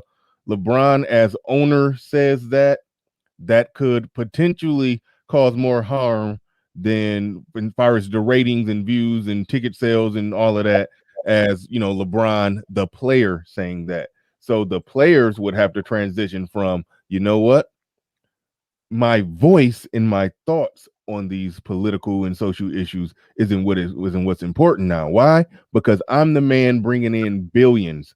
I can behind the scenes use my money to influence these situations and not my tweets, you see. So they would have to transition their thought process. But I understand what you're saying, and it is very coincidental that the Supreme King Coon is the one who's pushing back against players, black athletes getting power and owning teams. I just want to point that out, that's an interesting observation here, Supreme King Coon. Hey, you can call it what you want, but the question and the point still stands. Here you have individuals where you stated that their mindset would need to change. And that translates over to what Obsidian was saying earlier about the Black community as a whole, that it's not a lot about money. It's not about all these other things that people talk about. It is about mindset and culture. And changing that within people is a tall order. And it's not done instantly just because you insert some type of power and money into it. If you insert power and money into it, it actually gets worse. Yeah, it's interesting. And what I just took away from what you just said right there, you know how, and this goes back to what Kwame is saying when he's talking about the go along, get along game. Well, it's certain people where they can't say this or they can't say that because they work for White Daddy or whatever. But when you think about it, based off what you're saying right there, White Daddy, he got stuff that he can't say either. He got stuff that he can't do. He technically got to go along and get along if he want to keep his position. You know, look what happened to Sterling. You know, so they can't speak off the cuff. They can't be seen doing anything out the way. They got to walk on eggshells too. So that is a interesting concept that you bring up. So yeah, the players would have to be careful and walk on eggshells. But if their talent is what is producing all of that money, I would rather make the money and have to walk on the same eggshells as a white owner has to walk on, and not, because like we said, we don't know the politics of these white owners. Now we can assume for tax purposes that they probably vote Republican, but we don't know the politics. We don't know their ideology. We don't know nothing about them, and that's probably by design. Correct. Because that would hurt your business model. And right. And the whole idea of showing a great amount of restraint when it comes to your ideas, your philosophy, your ego. I'm sorry, that's just not part of Black culture. It isn't. Yeah. But what we're talking about is a group of Black people, NBA players, who, if they wanted to become owners, think about the prominent. Hold on, real quick. The people that they hire to run it and manage it would hopefully have the wherewithal to tell them that, okay, y'all gotta operate and run it this way. Just because y'all owners, it don't mean that y'all can now say whatever y'all want to say and act however y'all want to act and do whatever y'all want to do. Now, this money that comes in, you can affect more change behind the scenes with your billions now than what you could affect before with your tweets. I think that's the pitch that they would have to be sold on. Yes, but where's the evidence of that though? I mean, right here in the Black manosphere, we've seen evidence, and I don't want to go too far in the weeds because we all know where I'm talking about. There were evidence of people who money wasn't the issue. It was ego that was the issue. We weren't talking about people who, left, hand to mouth because Kevin came along and just, carpetbagged everybody to death. No, it was about egos. So my question, taking it back to Kwame, is this: why didn't anybody reach out to him and call him? About what? Why did Stephen A do it? Why didn't Matt Barnes and Steve Jackson do it? Why didn't Charlamagne the God do it? Why didn't these guys? Let me get this guy on the phone, talk to him. Let me talk to him and see what's what and go from there. Nobody called him. And we see that right here in the Black manosphere. You said recently, Bernard, of me, that there are entire channels that have grown up in the Black manosphere whose raison d'etre is to respond to anything I say. If I'm for it, they're against it. Even if last week they were for it, if I come out today and say I'm for it, they'll go on the show as soon as they get off the air and say I'm against it. If I say something on the air, they'll go and do a show and completely misrepresent what I actually said. This has happened repeatedly. And the real problem with this is all the guys who do this, they have a direct line to me. They know my email, they know my phone number. Why don't they ever reach out to me and say, listen, man, I heard you say something over here, or you did a show here, or you were with Bernard, or you did a podcast, and you said something, or you wrote something. I just need you to help me understand exactly what you meant, brother. It's never happened to me. Why? Why don't brothers reach out to each other and say, listen, man, what was it that you said that I need some help understanding? Or what's the situation with this? Or what did you mean when you say that? Or help me with the history of this. That never happens. Why? Cool Kamazi in the building says, Obsidian, let me ask. All right, got to get the camera back. Okay. Obsidian, let me ask you, who do you consider okay, here we go. The manosphere, the content creators, solo or along with the chat? I ask because people are saying for the manosphere not to go mainstream when they are not. What is CC? Content creators. I guess content creators. Oh, okay. All right. Obsidian, let me ask you, who do you consider the manosphere? The content creators, solo or along with the chat? I ask because people are saying for the manosphere to go mainstream when they are not content creators. If you understand what he's trying to say basically, is the manosphere just the content creators, or is it together with the people who listen to it? Well, according to the critics, it's everybody down to the nameless, faceless chat room guy who's probably a troll whose name is Thunderfoot 69 or something. He say some crazy stuff. We all say it, and there's that. So, and why would the critics do that? Well, because they're disingenuous and not arguing in good faith. Yeah, but for what purpose? To make the manosphere look bad. Right. So, like you said, they're arguing in bad faith. They're not attempting to take the argument and deal with the argument. What they're doing is taking and to be brutally frank, I've heard them do this. They will take nameless, faceless trolls and exalt them to the level of a content creator, create a straw man, then beat the straw man instead of dealing with the arguments coming from the top tier of Black manosphere content creators. Yep. So you're right. They are arguing in bad faith. Got it. Absolutely. Got it. Now, to go to Cool Kamasi's point, because I think he makes a very good point. There is a notion that the Black manosphere must be per force for all Black men. That all Black men have a right to be at the table. That all Black men have something to contribute. That's the argument. Quite a few Black manosphere content creators adhere to that premise. That we are very reluctant to turn out anybody because at the end of the day, we all Black. In this case, Black men. But let's look at that.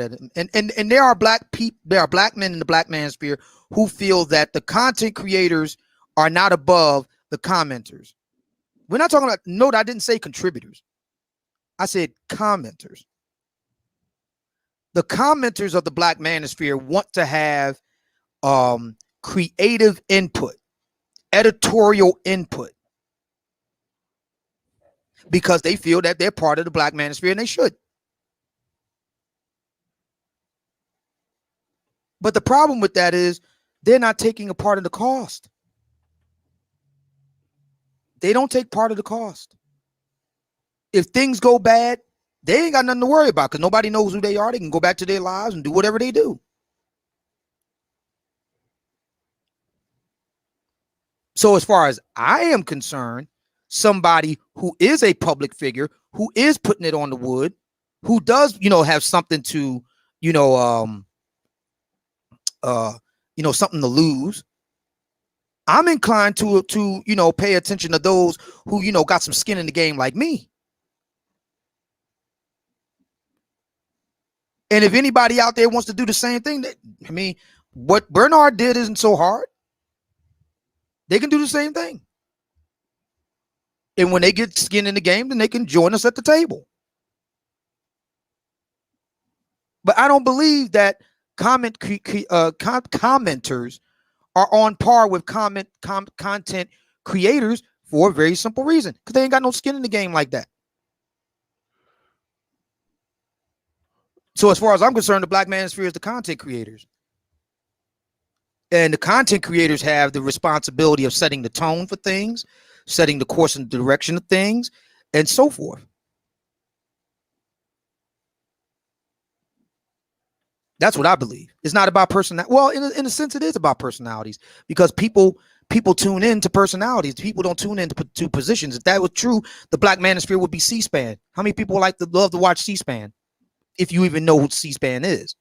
People tune in to CNN because they want to watch certain personalities deliver the news, like a Wolf Blitzer. So in a sense, that's true. World Free, spelled with a U. There is something to be said for like a personality. E Capone in the building with the super chat. Appreciate that. He says, I got 5 on it.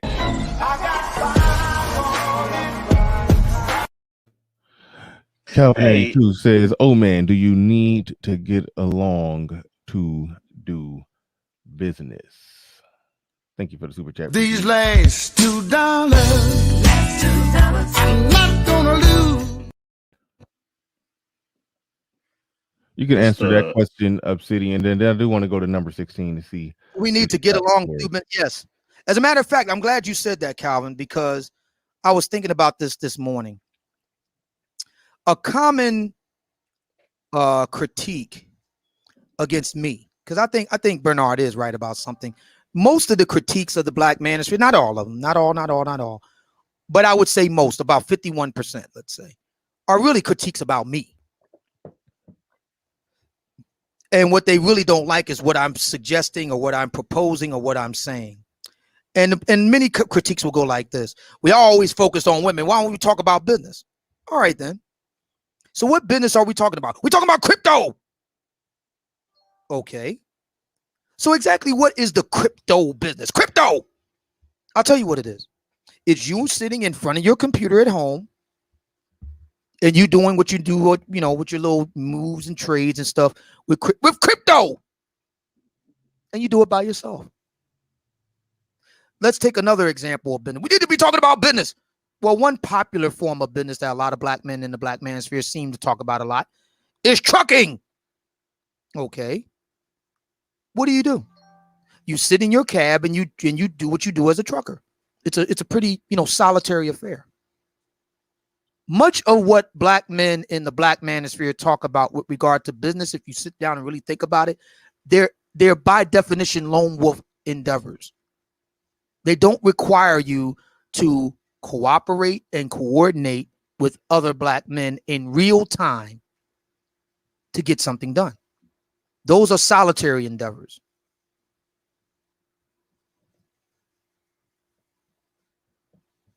See, like what me and Bernard do, we have to cooperate and coordinate in real time in order to make money, in order to make a profit. Gabe A in the building with the $10 super chat. Appreciate that, Gabe A.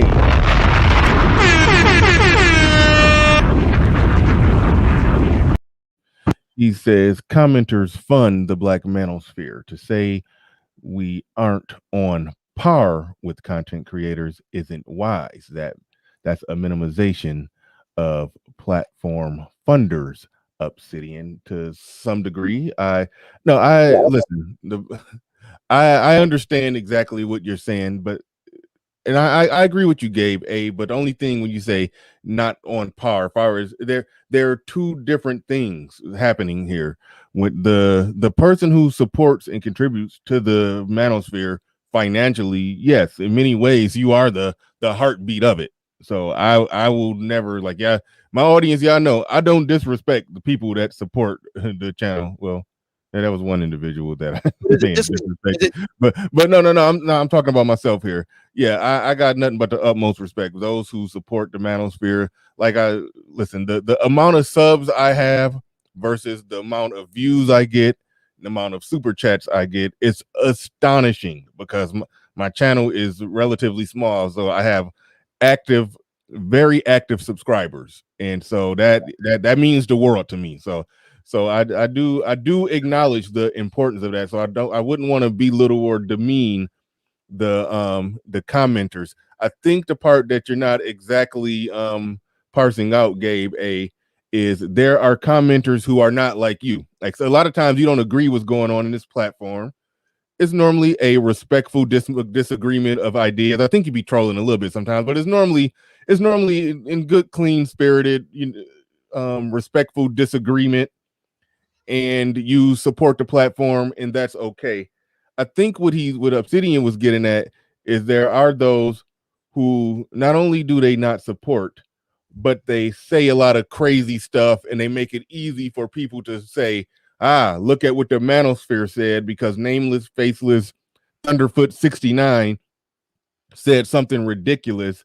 And it is worth pointing out that that's not necessarily manosphere, or it could be better said that if somebody truly wants to take on an argument that was made by anybody who they disagree with, it's best to take on the best representation of your opponent's argument and refute the best representation of your opponent's argument, and not trying to refute Firefly 69, nameless, faceless guy in the chat room.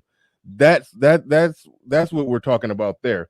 But as far as the audience, the audience, the manosphere audience is the shit, as far as I'm concerned, in terms of the people who contribute to these platforms. Like there are other sectors where channels are bigger, but they don't get the support that a lot of manosphere content creators can get.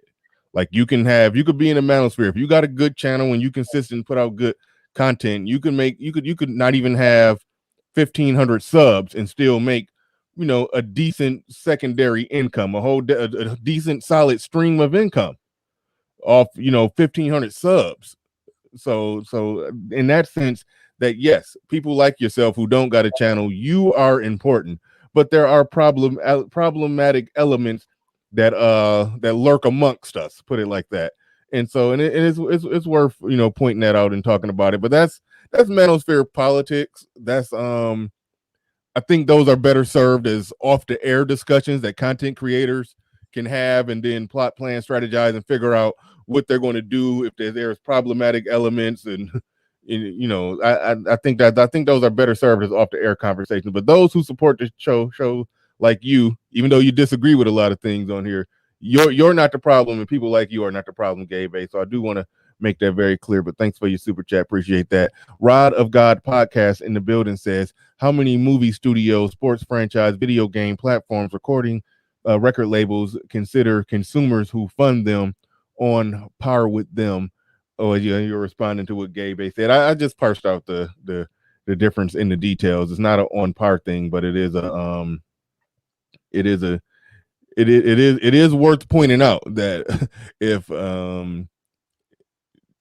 Jay-Z, the people that buy Jay-Z's album, no, they're not on par with Jay-Z, but they are very, very important to Jay-Z's operation. Put it like that. Extremely important to Jay-Z's operation. So that raises the question. Nobody raises those questions with Jay-Z, but those questions get raised a lot with the Black manosphere. And I think the reason why is this. Because it's a small online community. Well, go ahead. Give your reason. I'm going to go to number 16. I think the reason why is because we all understand and know that Jay-Z is a businessman. He runs his stuff like a business. We accept him Yeah, running it. we going down the route of manosphere politics. These are behind the scenes discussions, and we should have those discussions behind the scenes. But we'll go I to- was asked the question. But I was asked the question about content creators and commenters in I public. know, and I think I answered the question superbly, and I don't. Yeah, but wanna it was, continue- but it was posed to me though. All right, fuck it. All right, go go ahead. I think a lot of brothers in the black manosphere don't see it that way. See, now you okay? Now I don't know. You just call now. You calling out, 7 or 8 content creators, and let's not. When I say brothers in the black manosphere, I'm talking about commenters. I think a lot. Yes, there are some of them that are problematic. No, that's not what I mean. What I'm saying is, I'm not talking about problematic people. I'm saying something else. I think it's the way that we see this. I think that we see it. They see it differently. They don't see it as a business enterprise. They see it as something else. I've heard a lot of commenters and a few content creators, but mainly commenters, say that this should be about education. This should be about information and education. Right? I'm not against that. My position is okay, but even information and education requires funding. It's not free. What I've always said is it doesn't matter how powerful your message is. If it's not entertaining, nobody will watch it. So it does have to be more. There's that. Yeah, it does have to be more than just education and information. You do have to put on a good show. that is an aspect of the factor in the equation. Bro, Truth in the building. He says, "Oh man, stop." Shit. See, I gotta read stuff before I click on it. All right. Thank you for the super chat, Bro Truth. Appreciate that. I want to pass it to number 16. Go ahead. You got the floor. You got the mic. All right. Thanks. Appreciate it. So what I wanted to talk about real quick was the examples of Kwame Brown, Charlemagne, Stephen A. Smith, Tommy, whoever, like these few people being used as like the representatives of why, black men can't do this or do that. Because my thing is, why are we using just these few people as this example for everyone? Just like I said in my super chat, to me it's lazy. Because again, and also too, when it's used like that, it's to fit someone's narrative. Because when I listen to the Manosphere, people always say we're fighting back against the narratives, the false narratives that have been pushed on us by other people about, as far as like child rearing, education, income, just what have you, like all the valid things that you guys are trying to push against, like all the lies. So it's like, I don't understand why we would try to do this in this sense, like, hey, just because these few people are having issues which may or may not be valid or warranted, now that's why black men can't get along, or like, yeah, that's pretty much it. May I ask him a question? Absolutely. So number 16, are you aware of the growth of Kwame Brown's YouTube channel over the past week and a half, 2 weeks? Yeah. Okay, so then you would know that in that span of time, he has grown his channel by 5-fold last time I checked. Yeah, I think even more than that. Oh, more than that. Why do you think that is? Because this is a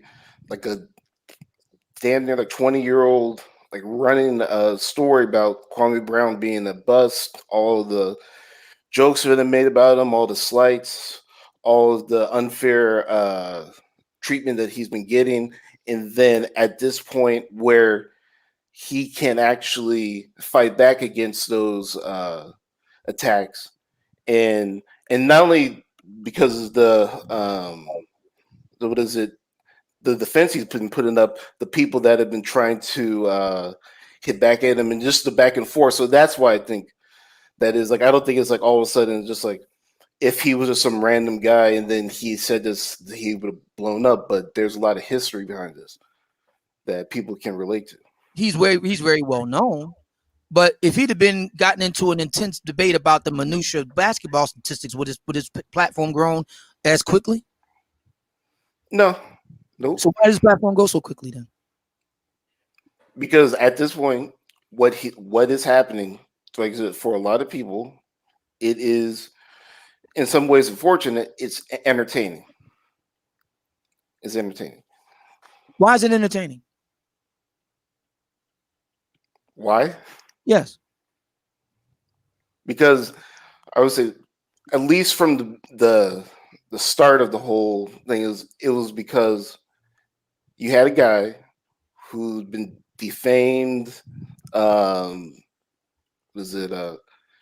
just talked bad about, and like, of course, his game wasn't the best, but a lot of things that were said about him were just not warranted. And then finally, after like the latest attack on him, he defended himself, and quite vigorously, to put it lightly. So, and then you had that back and forth. So again, like we all know, controversy sells. So that whole episode was very controversial because Thank you. That's the reason why. Black people are the ones that's driving this channel. We all know it. And the reason why controversy, if Kwame Brown put on a shirt and tie and did a dry retelling of the facts, you know, and I know black folks wouldn't be interested. But here's the thing. They're interested because Kwame is talking about Becky with good hair, and I'll put my mama's cooking on you. We like that. But here's the thing so when you say that it's unfair to say this about black folks overall, number 16, ladies and gentlemen of the jury, I give you Kwame Brown's YouTube channel, which has grown more than 5-fold over the past 2 weeks. Why? Because black folks like conflict. Here's the thing is that we gotta say get away from this black folks do this, black folks do that. When people, not just black people like controversy. People love excitement. People love back and forth. We're not the only people to like entertainment, or to like, I should say entertainment, but like controversy. So give me the white Kwame Brown then. Give me the white Kwame Brown. Go. So you want me to try to find somebody that has the same or very similar background that he has? What you said is true. It should be easy for us to find a white analog. But the same thing happened with white people. Go. Like I said, you're trying to ask me to find another a white NBA player who's it didn't have to be NBA. It could be MLB. It can be NHL. Pick the sport. I'm saying find me the white analog to Kwame Brown, where he took to the airwaves and aired out his critics for several weeks straight, and his stuff just blew up exponentially in the span of 2 weeks, all by white folks. Where? Here's the thing. The answer back to that. They're throwing out. Hold on. Wait. They're throwing out some names. Yeah, Donald Trump. And the names are not applicable because it's not exactly the same, but I think it does illustrate the point that hold on. Wait, everybody stop. Sorry. Everybody stop. The name, I can't think of any other example, black, white, yellow, or green, where somebody blew up that fast the way Kwame Brown did, where they were a celebrity, or dare I even say a former celebrity, because he was really out of the limelight. And then somebody in the mainstream media said something about him, and then he just reacted and just went off on them, and it just gradually just took his channel to new heights and extremes. Exactly. And now that his channel was at those heights and extremes, I just looked. He had a good conversation with Craig Hodges where they were talking about black men, build, or black people building and all kind of, and doing, stuff necessary for the people, fist in the air for the people, and that got 160K views sitting there. Let me try to explain it like this. Jordan Peterson, who we know is excruciatingly intelligent and don't get into weird stuff like that. When he had I don't. Okay, I do. What's the Obsidian? What's the name of the lady that he had that first interview with, where he stumped her on a question? You reference it all the time. What's the name of that lady? Jordan Peterson. Jordan Peterson. He had an interview with some lady, and she asked. I'm sorry. What's that? Kathy Newman. Kathy Newman. I know he kind of took off after the Kathy Newman thing, and it was also some times where he went viral talking to some purple hair feminist people, like stuff like that. Yeah, white people eat that kind of stuff up, and that can grow somebody's audience. And then once they got the audience, now they can educate. But sometimes things like that can always happen to spark somebody and go viral. Now you can't find an exact analog to Kwame Brown of any race, including black. But there are people that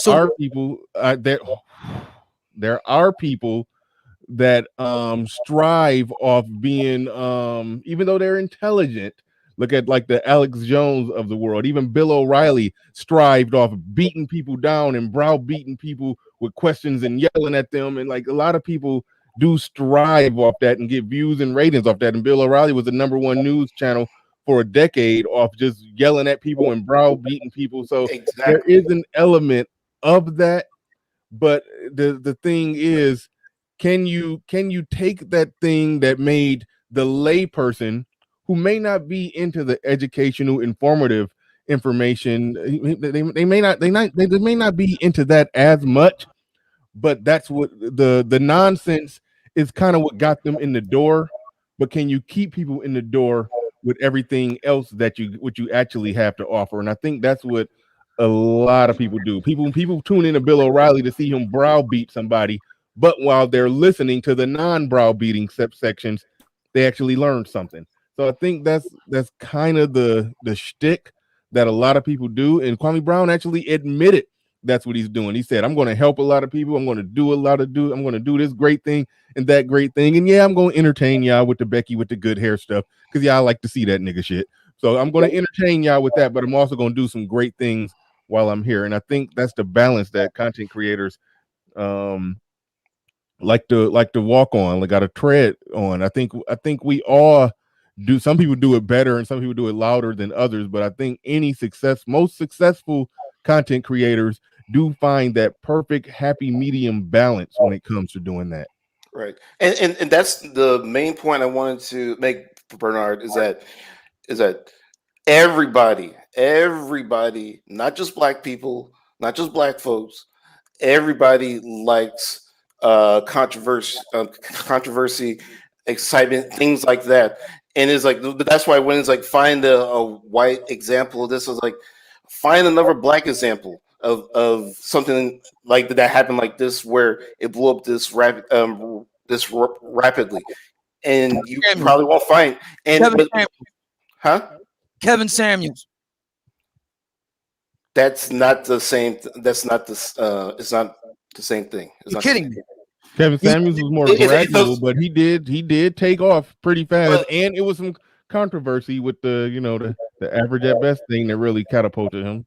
But I would say, like, the reason why I don't see it completely the same is because, again, the whole Kwame Brown situation is not the same as Kevin Samuels. Kevin Samuels, like, so why'd you bring it up?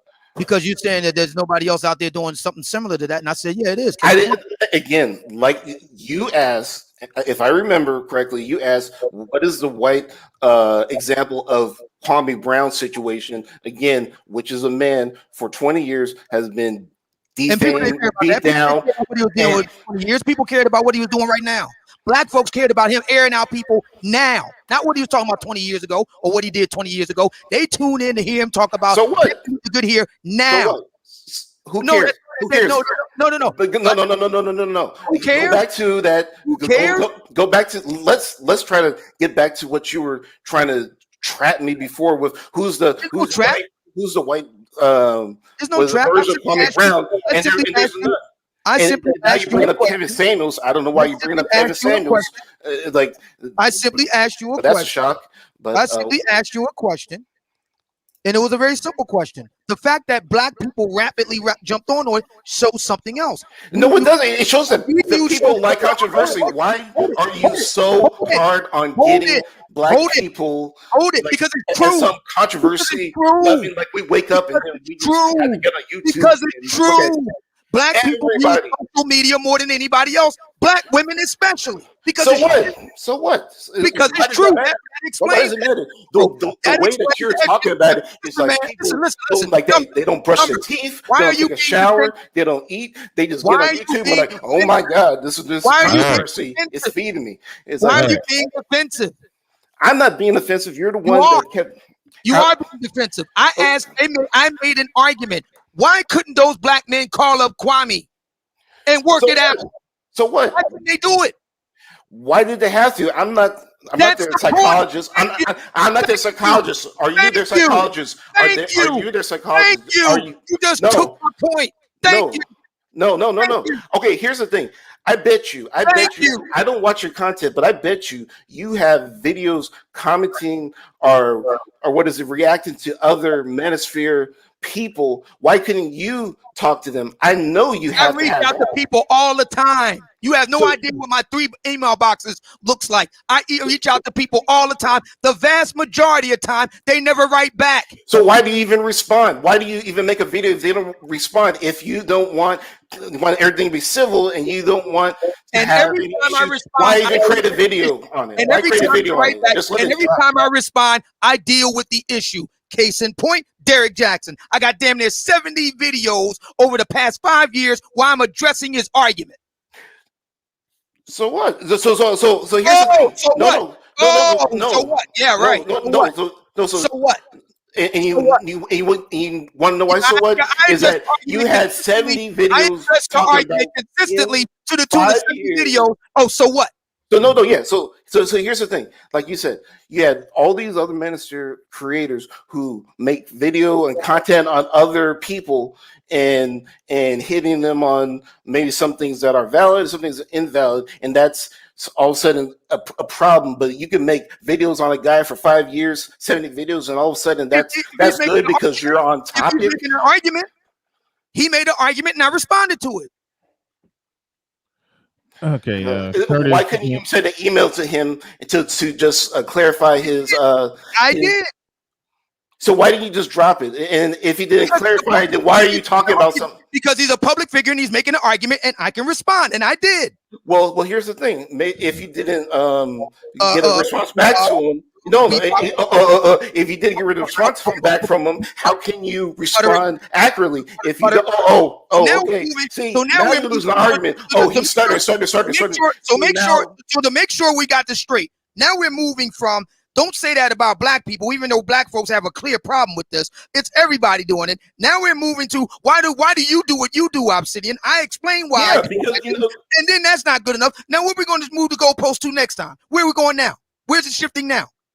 Okay, you acting like every I gotta catch myself every time you get on panels, either on your own or on other people's. You are civil to every single person that you deal with. That every time you interact with somebody, you are civil. You don't overtalk them. You don't call them out their name. Maybe not a curse word, but you say something else. You don't demean them. You don't try to gotcha or whatever. I called you a name?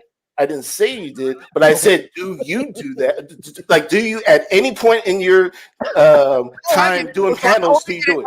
I get it. Now we're going to play the Saint game. Unless you a saint and walk on water and you're the one that's calling people. They turn water to wine and then turn a whole bunch of 2 loaves of bread into a whole bunch of Popeye's chicken sandwiches. You have nothing to say about it now. You're the one who's saying that. Why couldn't people be more civil? Why can't be more civil? That's the black people's problem. We should be more civil. But now you can't. But now, when you're not civil, why do people? Instead of dealing with my simple question, very simple. No. Here's the thing. What this has to do with people what this has to do with that bottom is that black men We have Why a do black you have men. an issue when people We point it have out a with bunch you? of black men. When people point out with you, now all of a sudden, why do we have to? All right. I'm sorry, Bernard. I'm sorry, Bernard. This is my So first y'all are time. good. Y'all good. It was. Y'all got it all out. Y'all got it all out. It's just saying, Curtis Hancock in the building. He says we can start a media platform for us easier than a new NBA league. Bring in different guys talking about things like black men getting into the trades, black men health, sexuality, and networking. That's called the Black Manosphere, kind of what we do. But you're saying doing it on a different platform. Absolutely. Shout out to you. Appreciate the $10 super chat. Shout out to Clarence Toddman. Obsidian is right. Kwame is different because Kwame was out of the limelight for years. He was not popular before the drama, but still there were people who did while out of the limelight, they still took a crap on him. So he took a crap back on them, and that no big deal. There is what it is. Who else do we have in here on the super chat end? Obsidian is a beast. Should have been a lawyer. LOL. Shout out to you. Shout out to everybody who sent the.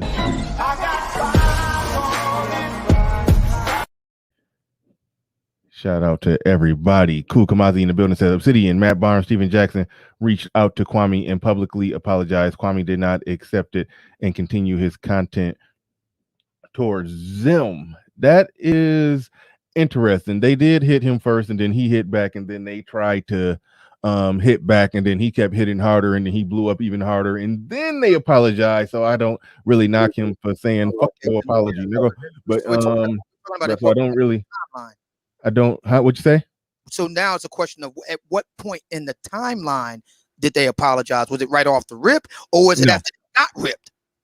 Yeah, it was after they got ripped. It was after they lost. Because they thought they were going to win because they thought they had the biggest platform. But once he just blew up to where he became bigger than them, then they start calling for a ceasefire after they start losing. So I can understand him not wanting to, not understand him not accepting the apology. And he always going to keep the party rolling on Stephen A. Smith, because Stephen A. Smith was beat up on him for 20 years. So Stephen A. Smith make any misstep, he going to talk junk about Stephen A. Smith. He was just recently, as I believe this morning, talking junk about Stephen A. Smith doing something that he thought was unfair to Kyrie Irving and Kevin Durant. Whenever Stephen A. Smith go off on or say anything out of line to any black male athlete, Kwame Brown is going to respond for them. So that's going to be part of his shtick, beating up on Stephen A. Smith going forward for the rest of Stephen A. Smith's career.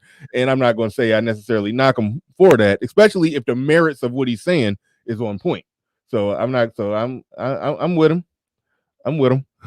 Big Poke Dog, he says, whose man's is this? I'm willing to bet he has Merce. Thank you for the $20 super chat. I don't know who you're talking about there, but I want 150,000. So we can set out of court right now for $20. Man, get your. Appreciate the $20 super chat. Appreciate everybody could have come through on the super chat. And Platinum Elite in the building. Shout out to Platinum Elite. Platinum be on some crazy shit, but he is one of the hardest working people out there. So if you ain't subscribed to Platinum, go check him out. Listen at your own risk. But shout out to Platinum Elite. Appreciate your support. He says Kwame is not the man to lead us to the promised land. Sorry to the simps. Shout out to Platinum Elite. Appreciate you.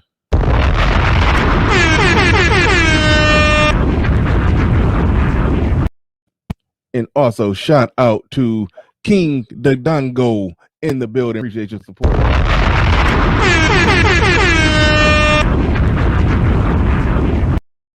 All right, so let's put a pin in what Obsidian and number 16 was talking about. I hope everybody could hear through the midst of the chaos with both of them talking at the same time. At least I could on my speakers. I could hear the points that they were making, and there was some good points being made in the midst of all that. I hope everybody did at least pull the points out of it, aside from the back and forth and everything. But we about to go to, who do we have here? NDE. Okay, I don't know what's going on there. It's Nderitu. What's that? It's my name is Dennis Nderitu. The N is silent. Oh, okay. Got you. All right, go ahead. You got the floor. You got the mic. Go ahead and fire away. Number 16, did you drop down on purpose, or I didn't know if you accidentally. I don't know if I accidentally knocked number 16 down. When you're back on the show, hopefully you're cool with it. But go ahead. Just call me Dennis. Dennis. Gotcha. Go ahead, Yeah. Dennis. And thanks for this opportunity for me to join the show. I'm pretty excited. Let me just introduce myself. I'm Dennis. I'm from Nairobi, Kenya. I'm an African, and I'm tuned in from Nairobi. And I've heard you. I've seen you before in Manosphere Highlights Daily, and I've seen. I also watch O'Shea Duke Jackson. That's why I saw Obsidian. And then I just saw this live stream that said this chat is, and then I saw a live stream is saying, let's have an honest discussion about Mama's cooking. And Mama's cooking is the best. Then in the middle, I heard someone mention about Kwame Brown, and I'm actually a basketball fan, and I really did not like the way they treated Kwame Brown in his whole career. It was called a bust. And I actually like the way Kwame Brown is handling it and calling out Stephen A. Smith, Matt Barnes, Steven Jackson, Gilbert Arenas. I mean, it's a good thing for him to do that, and I actually agree with the points that you guys have put up. And I actually like the Manosphere, and I watch a lot, and also I watch a lot of Kevin Samuels too. So, yeah, that's what I have to say. All right, cool. Appreciate you coming through. Make sure you subscribe if you you said you've been watching me for a minute, but no, I do appreciate you coming on through. We got Platinum Elite in the building. Let's go ahead, Platinum. What you got? Oh yeah, no, look, Kwame or whatever, I've been listening to him and stuff, and I agree with some of the stuff he said. But you hear me? Oh no, go ahead. No. But my thing on Kwame is this, man. He made $69 million, in his career. His net worth is $4 million. And now look, I ain't trying to hate. That's way more than my net worth. But you do have to look at that and say, bro, where your bag went? You short somewhere. You somebody owe you something. You short in the game. You 68-4. And now all them dudes are coming at you wrong and sideways. I agree. They disrespectful. I agree with you. But we gotta talk about this bag for a minute, nigga, because I'm trying to level up. And if you losing money like this, you ain't the type of nigga I want to listen to. That's all I'm trying to say in this, because it's like somewhere you fucked up in the game somewhere, nigga. You lost $68 million, and you only show up with a $4 million bag. Well, when I go on basketballreference.com and I look at his salary, it says 60 million after taxes. That's 30 million. So, no. But still, Bernard, you can protect that. You can protect that, Bernard. You can protect, but Bernard, you bring your tax attorney in. You can protect yourself on all your tax. It's a lot of GM. Mm-hmm. What we've been talking about, all these corporations who don't pay taxes. It is very easy to protect yourself from having to pay taxes. Very easy.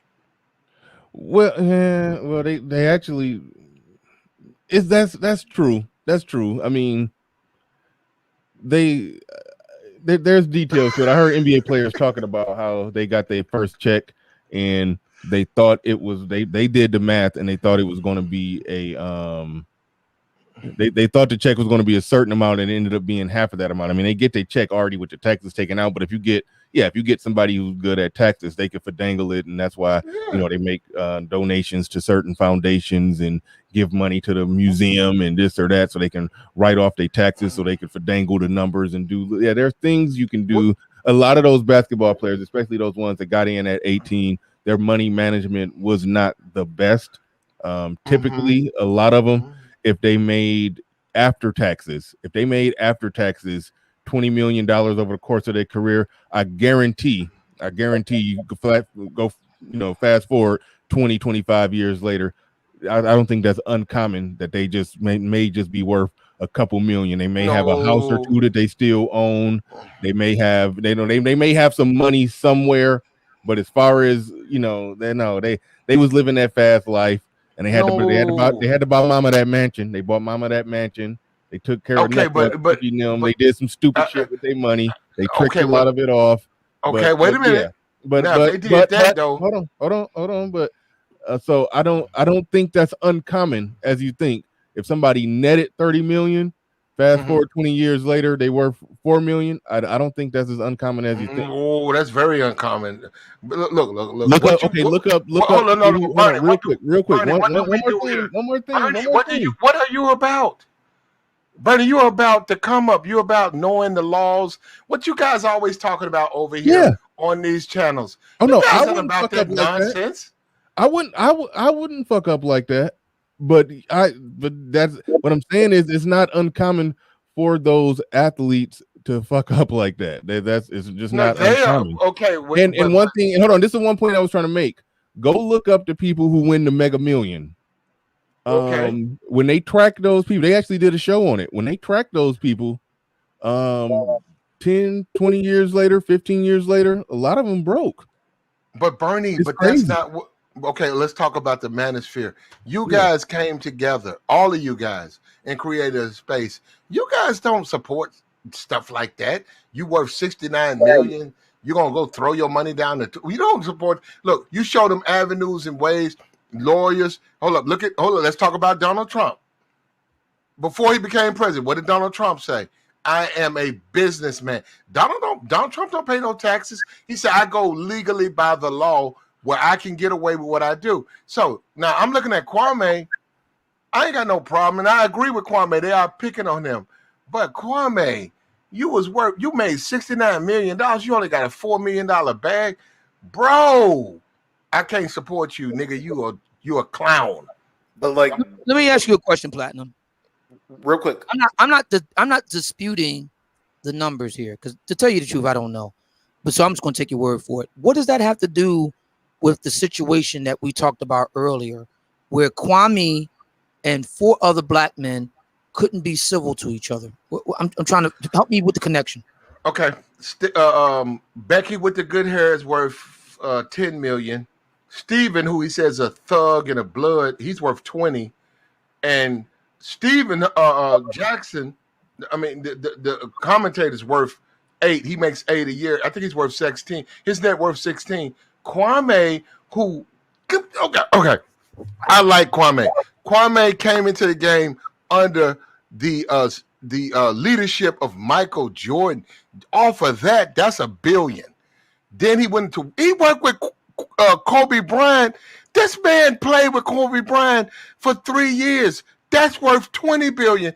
Now, I salute Kwame. He ain't never went out and went to a blog and say Mike was fucking this woman. Kwame, he ain't never done that. I salute him. He could do it, but he didn't do it. But now, the nigga only worth $4 million, and I was trying to do a segment on him, and that fucked my whole segment. I said, wait a minute, bro, you only worth $4 million, and you talking about these niggas hating on you? No, bro, you on YouTube begging for cash apps? I'm disagree. You're a sucker. And I stand on that. You're a sucker in the game. You the type of nigga I don't want to be. You the type of nigga these young niggas don't need to be. Nigga, you blew your bag. Nigga, you got $60 million bag and you lost it all. You only worth 4. Yes, but what does this have to do with him and these other black men not being able to be civil with each other and work things out? Please explain. Well, I have to agree with them. He wasn't a good player. I had to agree with him, but he did play for 12 years. So there is some disagreement. But if you want to look at it from hold up, Obsidian. If you want to be fair, if you're a fair Obsidian, you have to look at him. You let plus $70 million and potential to be probably 200 million. Repeating that. Huh? What I do wrong? Keep repeating that. Huh? What I do wrong? Repeating that 68. I didn't get it. You laughing? I didn't get the joke. I missed the joke totally. What happened? I mean, I'm listening. What happened? What I do wrong? I mean, man, it's like this. It's like, okay, you said he made $6 to $8 million over his course of his year. Again, like Bernard said, after taxes was probably going to be more like 30. And also, too, you got to stretch that 30 over his whole career, which each of those years he's getting taxed on it. Also, too, you got to factor in anything about, like you said, poor management. Like, I think the stream he had, one of the streams he had yesterday, he was talking about giving out $800 to like $1,000 a pop to random women in the hood who was short on some stuff. So, but in the end, that doesn't have anything to do with what's going on right now. It's an interesting. He's still rich. He's still rich. It's an interesting topic and subplot, but I don't care that much to talk about the man's money and what he did with his money. But I'm saying, as far as a leader, like you guys are saying, he should be the leader. But what does this have to do with why he's hot at the moment? Which is, it all arises out of a non-basketball related issue. Charlamagne the guy didn't say anything about basketball. All this stuff that went down with Stephen A. and Matt Barnes and all that wasn't basketball. That was all personal. What does this got to do with it? Well, I'm saying it's a separate subplot, and I understand. But if you look, let's Hey, real quick. Wait, I'm gonna be real quick. Wait a minute. Think about it from. Wait a minute. SKC say. Go ahead, SKC. You had all these other men that were coming at him at personal digs. Okay. Personal digs, and these other men. Some of them knew him on and off the court. Okay. Yet they never mentioned his money. Okay. So why are you? Oh, because that matters to me, because I'm looking at him holistically. And now, look. Other millionaires didn't mention his money. It can't be holistic if you didn't even address the issue I asked you about 3 times. You're he don't care about. You're not holistic. You're very tunnel vision. No. I'm looking at the fact that like a blazer. You can debate. Look. Wait a minute. We can debate whether or not he can play. I disagree with that. He managed to stay in the league 12 years. You don't care if he can play or not. You care that he lost his bag. Yeah, you don't. Platinum. It sounds like you don't care who right or who wrong on the merits and none of the odds and ends. This is who got the most money. No. That's not the only thing. But hold up, I'm looking at the whole thing. Other millionaires didn't mention his money, and that matters to you. That don't matter to me because I don't look at dudes because they got money like they're special. Now hold up, but you do because no, I don't. None of us are millionaires, but you're the only one that's talking about his millionaire money. But no, you're talking about millionaires. You're not one. You're caping for them. No, none of us are. Why are you trying to shit on them then? Okay, wait a minute. I'm shitting on the only one that's talking about his money. You're right, bro. I can't. They're not gonna let me say nothing. Hey, even if he's worth only $4 million, he most likely has more money than all of us. He got more money than me, but wait a minute. So why do you care? He's not gonna give you any. Because of the circle of his circle that he's fighting. He's fighting a circle of multi-millionaires. It's not a money battle. It's not like pull up your money. Oh, you got a small sack. You're right. Hold up. To them, it's not. Hold up. But I just said, I ain't got no problem with Kwame. I knew who he was. But this is my thing. I finished saying that he lost his bag, and that makes him suspect. So you do have a problem with it. No. He worked with Michael. Obsidian. Did you work with Michael? Obsidian. Did you play with Michael Jordan for, say, 4 years? Absolutely, but then I didn't have to go up against Charlamagne the guy talking about my dad and my brother and everybody else. Okay, hold on. Did you go on? Wait a minute. Go on to play with Kobe Bryant for a couple of years. What did I got? Did Kobe come out of his pocket and give him Okay, wait a minute. So I look at a dude. I say, that's your basketball career. You played with Michael. You played with Kobe. Good Lord, brother, you are basketball royalty. Yet. You only worth $4 million. I'm sorry. You know what? Call me whatever you want to, a hater. Nigga, what? Nigga, please. That's what I say to you. I'm not saying a hater. I'm asking you, what does that got to do with other black men saying non-basketball related stuff to him and causing this whole ruckus? Because it might be some merit to it. What happened to your brand? What happened to your money? What? How you lose $69 million and now you only work? He put it in a wood chipper. I don't know. It's like what that got to do with his dad? It doesn't matter. He said that guy he never knew, but still. What does that have to do with his brother? Listen to me. All right. If you okay, I'm done. Okay. No, I'm gonna move forward. Kwame Brown is potentially a mismanager of money, but he managed to keep some money, and he's seemingly starting a secondary career. So I wish at I was the that end of- broke. yes, at the end of the day, it is what it is. But he may be a mismanager of money. But we do know stories of people who made more money than Kwame Brown, and they literally was flat broke when all was said and done. 20 years later. But so either way, we gonna move on. Bernard, aren't you Obsidian, Kevin, other channels in this space, Ramil? You guys give financial advice all day, every day. I cannot believe you guys co-signed Kwame. He blew his bag. But how do you know I'm that? not co-signing his money management. The only thing I co-sign is the things he say that I agree with. If he say something I agree with, that's a good Nobody point. said anything about Hold on, wait, Obsidian. When he say stuff, when he's talking about mama's sons and mama's cooking, and I criticized that today. That was why that was in the title. Part of what I did today is criticize him. But the good points that he make, hey, I like that. I agree with that. The bad points that he make, I disagree with that. If one of the bad things about him is that he's not a good manager of money, then I will acknowledge, okay, he's a good manager of money. You don't have to accept whole hog everything about somebody if they say something you agree with or something you disagree with. I didn't anoint him as my leader. I know, but take me to the promised land, Kwame. I don't know. I didn't. Nobody said that. You bring guys. What's the guy? I don't know his name. He has a baseball cap because he always says he'll be on here tomorrow. Hold on, he said investing in crypto, right? Yeah, yep. He always talk about how black men need to be investing their money. This man seen 69 millions go through his hands, and he's up here trying to wait a minute. He's on YouTube talking about racism and the black man and black this and blackity black. Nigga, you lost. You only got $4 million.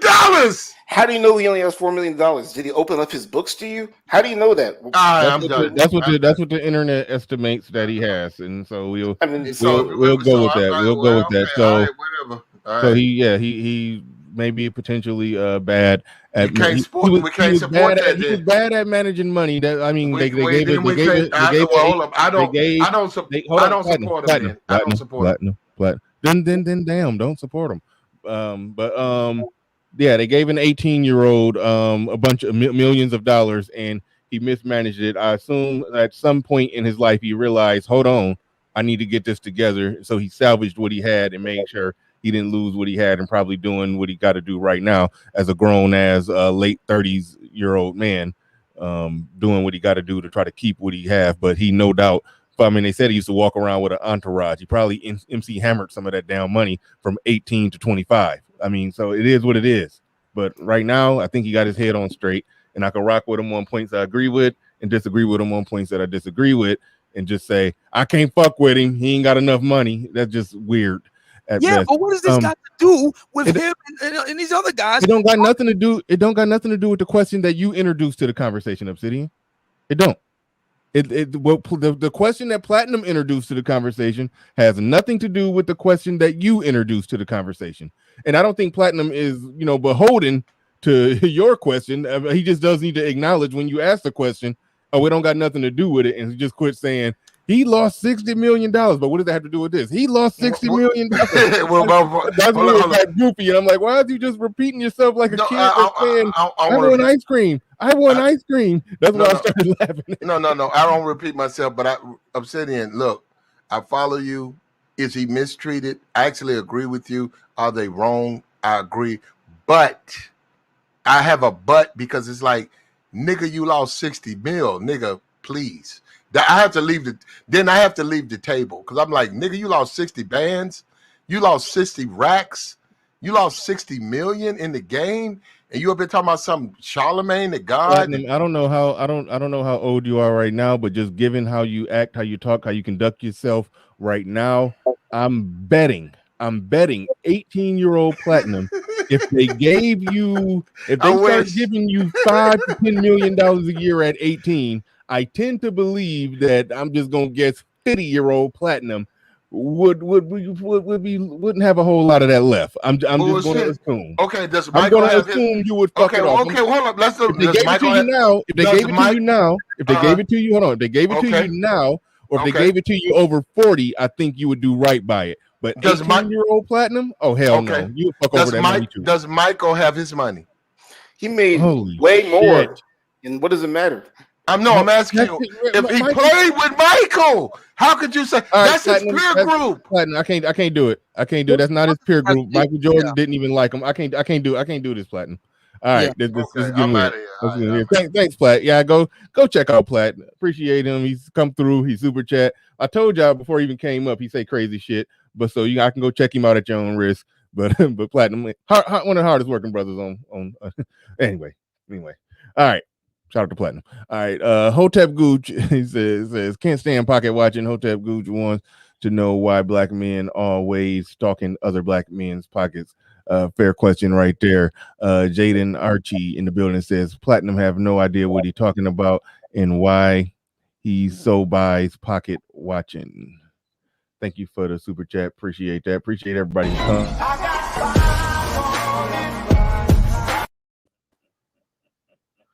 Appreciate everybody. I had that. God damn it! Hold on, not damn. I missed a bunch of super chats. I'm gonna try to get to them.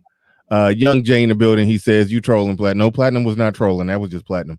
He says his net worth as of 2021 is 10 million. Bringing up his money was stupid. See that I didn't know. I just took Platinum's word because I just figured that he just read what Google said. I figured Google said 4 million, and it is what it is. But if it's worth 10 million, I mean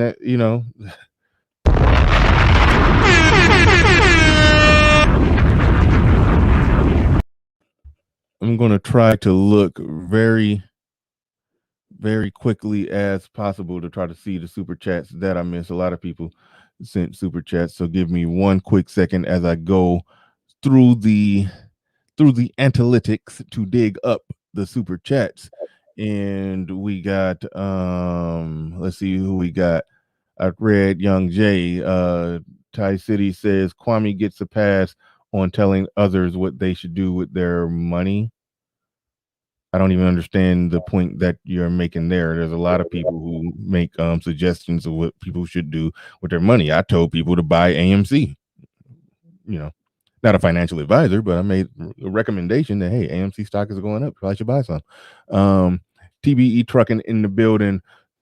On his live today, his ex-teammate said ESPN was helping the NBA keep kids from turning pro after high school. They didn't.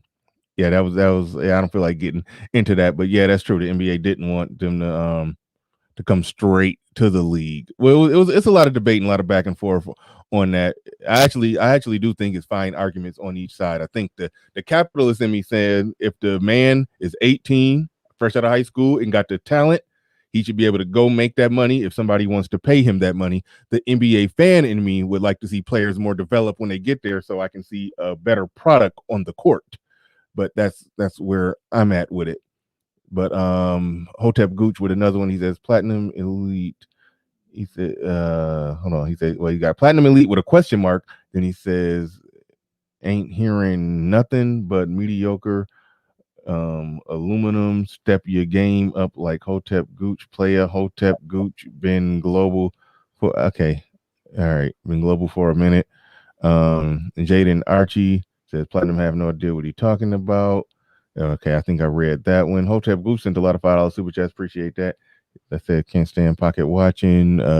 Michael Merriweather says okay, I'm not reading that. King Dagongo, I think I made it back down to where I was at. All right, cool. That was everybody who super chatted. Appreciate all of y'all.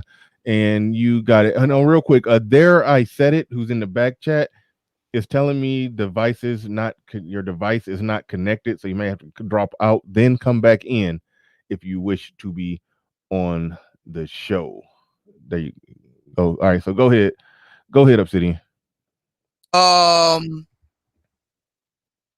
I would like to say is, isn't it interesting that when we have these discussions, there's a very interesting tendency on the part of black folks to kind of just interject all kinds of stuff that has nothing to do with the topic at hand? Has anybody else noticed that? Yeah, I noticed it. Yeah. I think everybody came up with their own. I mean, I'm not getting into it. Everybody came up with their own idea of what aspect of Kwame Brown that they wanted to touch on. But it was a specific train of thought, though. And I Yeah. know this is a tendency a lot of black folks tend to do. We'll have a topic, we're pursuing a particular line of discussion, and then someone will join the conversation who's black, and we'll take it in a completely different direction that has absolutely no connection to the current, discourse. Why do we do that? Well, Because some people like to do whatever they want to do. well, Some see, and you do like to change the course of conversations sometimes. But You I just keep it- but I- you but I do keep it you do But I it keep it, better. I know, here we go. But I keep it rooted to the actual topic. But you changed it, so you're not following the original Like this premise of the this stream. whole show is right now about what you wanted to change it to. It I was says let's have an honest discussion about Mama's cooking. I wanted to know what Mama Cooking was all about, but now we're on this. Mama's cooking was a phrase that came about in our consciousness as a direct result of Kwame responding to 4 black men. Is that right? But I wanted to hear an honest discussion about Mom's cooking. And Did anybody hear what I just said? Not because it was off topic. Yeah, Mama's cooking is his catchphrase that he uses to when he's responding to, dressing down, or bare minimum just giving game, his thoughts, views, ideas, or whatever. He's giving people that Mama's cooking. That's what. So I asked a question in line with that, which was I made an observation and made an argument. This whole thing got started because 5 black men couldn't be civil with each other. But how does this have to do with the stream's premise, with having a discussion about Kwame himself? Okay. The topic is let's have an honest discussion about Mama's cooking. Mama's cooking is a phrase that we are familiar with now because Kwame's responding to 4 black men. I then said, based on that, it seems to me the issue here is that there are 5 black men who can't be civil with each other. Let's at least have the first argument first. Go through that, and my thing is we don't have to stay exactly on the same topic. I talked about what I talked about for an hour, and you came up and you took it in a different direction, and I welcomed that different direction. When Platinum came up and wanted to take it in a different direction, I welcomed it, but I didn't think it was as impactful. I think that's the problem. Talking about how much money he got left is not very impactful. Talking about black men not being able to be civil and get along and work together, and that is a more impactful discussion about this whole Kwame Brown phenomenon. So I was willing to stay on what you wanted to get on for the next hour or so, or for however long, as the conversation was interesting. So the only difference between what you did and what Platinum did, what you did was interesting, what he did wasn't. That's really the only difference. And here's the difference. Here's another big difference. See, being a good conversationalist, the conversations are expected to grow and evolve and go in other directions and stuff like that. But that's not what happens with a lot of black folks. They don't go in interesting and novel directions. They just get derailed. So that's another argument in itself. You first said that black people, they get on topics and then they change the entire subject. But like Bernard said, that as long as it's something in the same vein, then it's fine. Now the argument is if it's interesting, then it's fine to move it. I moved it in a good direction where we all could have agreed, and points were kind of conceded. We don't need to go further with the. Yeah, how about going back to where it was at first? Because there was a good correlation that I think that you started out when you did your monologue, Bernard, when you were talking about black players with the NBA, and then that kind of related to how black men get along within the black manosphere. And I just have a question to you, Bernard.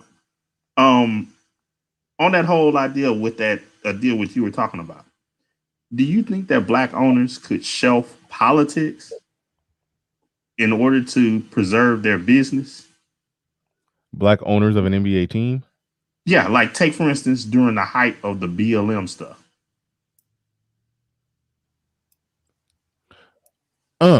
That's I don't. I mean, think about what that No, did. What that did here. Think about what politics did here in the Black manosphere, and then extrapolate that out to dudes owning leagues and having to have to deal with contracts and dealing with Black women coming up with all of these, demands on what this should be doing and all this stuff. How would a group of forward-thinking Black men that need to preserve a multinational business deal with that? It almost doesn't matter, because the juice, whatever the squeeze is, the juice will be worth it if we're talking about them using their talent, their God-given ability that they're able to use to make millions if they become owners and make billions. Now, if one of the unintended consequences that they didn't think of is that, we're owners now, but as being owners, owners who basically perform, and by performing, they're ultimately serving the general public, and the general public may not like some of the things that they say. So yes, they may have to, if they want to play that game, they may have to play the game sort of like how owners play the game now. They're quiet. We don't know their politics. They may have to do that. Now, whether or not they're capable of doing that, then if it fails because of that, then it's just going to fail. But that, just because it's a potential stumbling block down the road, that doesn't mean that they shouldn't try. That doesn't mean that they shouldn't do it. But yeah, there are potential things out there. Shout out to the OGJ Speed in the building. He says, I don't know who he's talking about, less than $20 million after the agent and tax. Yeah, that's kind of what I was getting at. I knocked him down to 30 million. I didn't even take the agent's cut, or God knows if he was paying some child support, but but anyway, I didn't get into all of that. I just put it at 30 million. But thank you for the super chat. Appreciate that. I think I missed somebody else. Oh shit, I didn't miss nothing. RBR in the building. He says, you won't accept people who aren't conservative. You are forced in markets. Okay, yep. Thank you.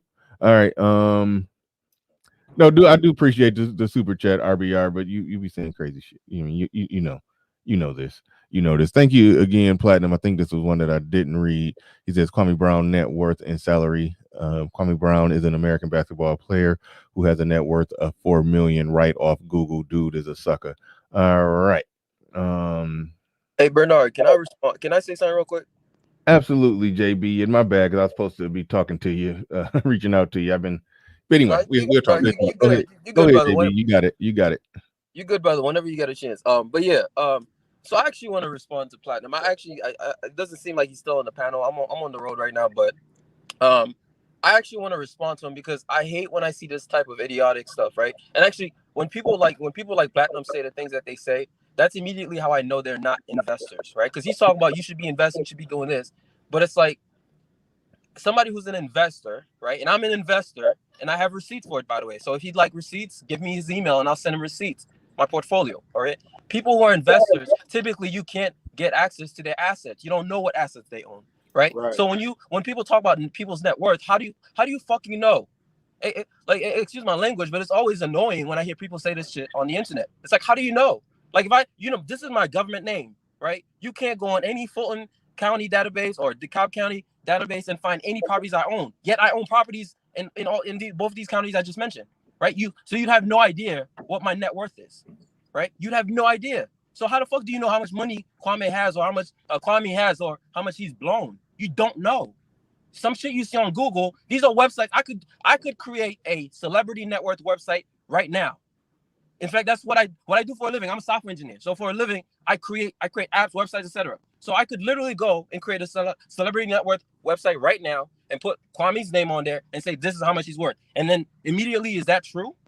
I mean, it's almost like he's an idiot, because if you're an actual investor, you'd know that, right? Like, no, seriously. I mean, if you're an actual investor. No, it was just funny how you said it's almost like he's an idiot. I never heard nobody call anybody an idiot. Bernard, think about it, right? Like if I were to show you, for example, my crypto portfolio, I'd have to tell you that I this address is my address, right? And this is how much I own in, let's say, Ethereum, right? There's no way for you to know that unless I tell you that. Or maybe, I guess if you're a law enforcement and I'm using a centralized exchange, right? But there's no way for you to know that. So how the fuck do you know? Like, he's made his whole argument around this guy blowing the bag, but you don't even know what his bag is. It annoys me every time I see these comments because that's a telltale sign that this person is actually not an investor, right? That's a telltale sign, because if you go to a good attorney, for example, a good real estate attorney, the first thing they tell you is they talk about asset protection, right? A big part of asset protection is, for example, putting your property in a land trust, right? Taking title into a trust, right? That's one of the primary things I learned from an attorney is you should probably take this title into a trust, right? And if it's in a trust, there's no way for you to know who owns it unless you see the trust agreement, which I am in possession of. It's not in the county. It's nowhere. So how the fuck do you know what properties Kwame owns, what he owns, what land he owns, what assets he has? How do you know? So anyway, that's just it. I kept hearing this back and forth, and it was so idiotic to me because it's such a telltale sign, and I hear it all the time in the manosphere. I hear guys talking like this, and it's like you're literally telling on yourself that you're not an actual investor.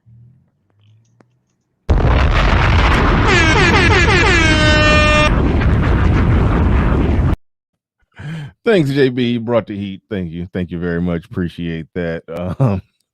Shout out to Sick Lid, said Bernard Riley made so much money yesterday on AMC. We heard him doing backflips off camera. No, yesterday wasn't the day that I made some good money off AMC. That was the day before yesterday when it skyrocketed all the way up there. It's like it's still high. The stock is still trading at a relatively high level, but it's sort of back down to earth. But it was over 70. Now it's somewhere, I think it's hovering around 50 right now. Yeah, it was at 50. Yeah, we heard your heart jump a couple of times. It skipped the beat. It was a time when I just basically just dropped down completely, went upstairs, and was just up there watching it, contemplating whether to buy or sell. Like it was I just left the show. Like it was. you was like I'm having a moment here. It was a moment, but no, that definitely was a good day for me. I ain't rich or nothing. I ain't rich, but it was a definite come up. It was a definite boost. It helped me out a lot. But thanks for the super chat, Sick Lid. The Prophet of Thought series in the building. He says the man net worth is only relevant if you're considering him for your financial advisor. How do you put only in front of any amount of millions? And shout out to brother Xavier from the Prophet of Thought series. Only from TPOT Media. Open your minds. See, after that, open your mind. I think I need and wake your black ass up. But anyway, Ethereum gang, y'all better get some 10K coming. Shout out. Don't tell me Ethereum, because I was just thinking about putting a little bit of the AMC profits on Ethereum and trying to make some more money. But so now you got me checking to see what Ethereum doing this thing, man. No, it ain't. It's doing what it's been doing. Oh, okay. Ethereum, unless it's some news, I don't know, something new. I mean, but I'm looking at it's worth 26. It's worth 2,600. Y'all gotta right stop now. looking at crypto like stocks, man. I told you this already, Bernard. You gotta get into Ethereum for the right reasons. Yeah, that's what I said. Unless it's some news I don't know about. What is it that I don't know? Well, I think so. For me, I'm bullish on two cryptos. The first one is Monero. The second one is Ethereum. So Ethereum for me, it's just for the utility, right? So Ethereum is what popularized like smart contracts and stuff like that, which enable you to write, what's called decentralized applications, right? So it's actually, I mean, it's like one of the primary. Like every time you hear about a new coin or something, it's what's called a ERC20 token typically, and those are based on Ethereum. So just in terms of the utility of it, I'm bullish on it because it's just gonna be more adoption over time, right? I mean, that's the simple way I could explain that, right? So it's mostly it doesn't even make sense to look at it like the way you look at stocks. You got to just understand why it's useful and why Right. it's, the utility of it, and just be in. So for me, like a lot of the Ethereum I own, I'm not gonna get rid of it probably over the next 5 years. So Yeah, just what he said, it scared me because it had me thinking that Ethereum started finally spiking up, like really spiking up right under my nose, where I got money on it when I was thinking about putting more on it. I probably will put some more on it and just set it and forget it. But okay, and then the Thai City saying Ethereum can't scale, but okay. I don't know. That's not true, by the way. We got Ethereum version 2 coming very soon. So I mean, yes, it doesn't scale well right now. That is an issue right now. It's a major issue. Question, though. Yeah. I have a question, since this seems to be going in a business direction. So my understanding of business and commerce is that it's an inherently social activity. I mean, they have chambers of commerce where you meet to discuss commerce. Wall Street was began literally under a tree. So what is the social element of cryptocurrency? You said what's the social component? Yes. I mean, the very aspect of like literally like people exchanging it. I mean, it just like you could ask the same thing about cash, couldn't you? Hold up, Obsidian. Can you clarify what you mean by the social component? Yes. My understanding of business and commerce, and I come from several generations of businessmen and businesswomen. So my understanding of business and commerce is that it's an inherently social activity. We have, for example, chambers of commerce in every major city in the country, right? Well, business leaders and the like get together and meet. Everybody knows it's a matter of public record. I'm a member of what's known as the Pyramid Club. The Pyramid Club is actually a business club. That's how it originally got started. It's all over the country. That's how it originally got started. It's about, business leaders and commerce leaders. So, and they actually meet and have events and do things. I have a full social calendar of stuff from the Pyramid Club where they have events and people get together to talk shop. So my question is, what is the social aspects of cryptocurrency? Since that seems to be the business thing that Black men in and around the Black manosphere seem to be on these days. I'm just curious. I guess what I'm saying is the very existence of crypto is social, like the very existence of it, right? Like you have, just just trading it, right? The exchange of crypto, whether it's like cryptocurrencies amongst each other or using decentralized applications. In fact, the whole concept of decentralized applications was built to enable communities to better govern themselves, right? So I guess I think I'm probably still misunderstanding the question because its very existence is literally based around a community. I disagree with that. I don't think crypto is social at all, right? At its very base, it's just a means of exchange, just like a dollar bill. There's nothing social about a dollar bill. Now, what you have is communities building up and rallying about using cryptocurrency and the excitement and the euphoria that's built up around making money from it. But as a medium, there is absolutely no social aspect for it. In fact, if you look at the entire idea of the blockchain, it's just a general ledger that you can use to track and maintain things that can be rebuilt because of the hash algorithm that's within it, where you could lose every block in the blockchain, but if you have that last block, you can actually rebuild the whole blockchain. So it's secure and it's durable. And there's a total misunderstanding about what it is that the cryptocurrency is and what the blockchain is. A lot of people are about throwing their money in and making that quick buck without understanding what actually it means for society and what the technology can do. So I find that a lot.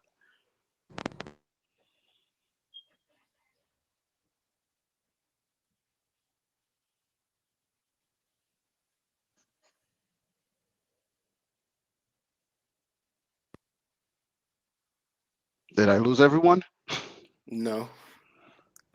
Can I go next, please? Hey. I guess we lost Bernard, whoever that was. I guess you can go. We'll keep it going until Bernard gets back. Well, yeah, I'm not here to talk about crypto. I'm gonna pretty much get back on the topic. I was one of the people that was listening to Kwame Brown about a year ago when he pretty much came to YouTube when he was over there in Tommy Sotomayor's comment section. He's a big fan. Yes, he was. And since he's blown up, I mean, I will agree to a lot of his some of the things that he said as far as going at this media engine that perpetuates a negative stereotype about black men. I give him that. But my thing is now, and shout out to Ty City, because he went over some things that everybody is tending to ignore. And that's that Mama's Cooking is a dog whistle to the gynocracy. That's what it is.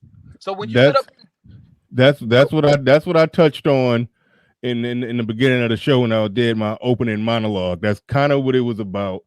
I mean, ain't no kind of to it. That is what it was about. I still respect. I think, and I apologize. Yeah, I did step away and didn't say nothing, so I do apologize for that. I could tell it was some dead air for a minute. People was trying to see who was going to get the mic, but well, no, I'm sorry. I'm not going to cut you off, but you taking it back to where my opening speech was about. So I just let you rock. But go ahead.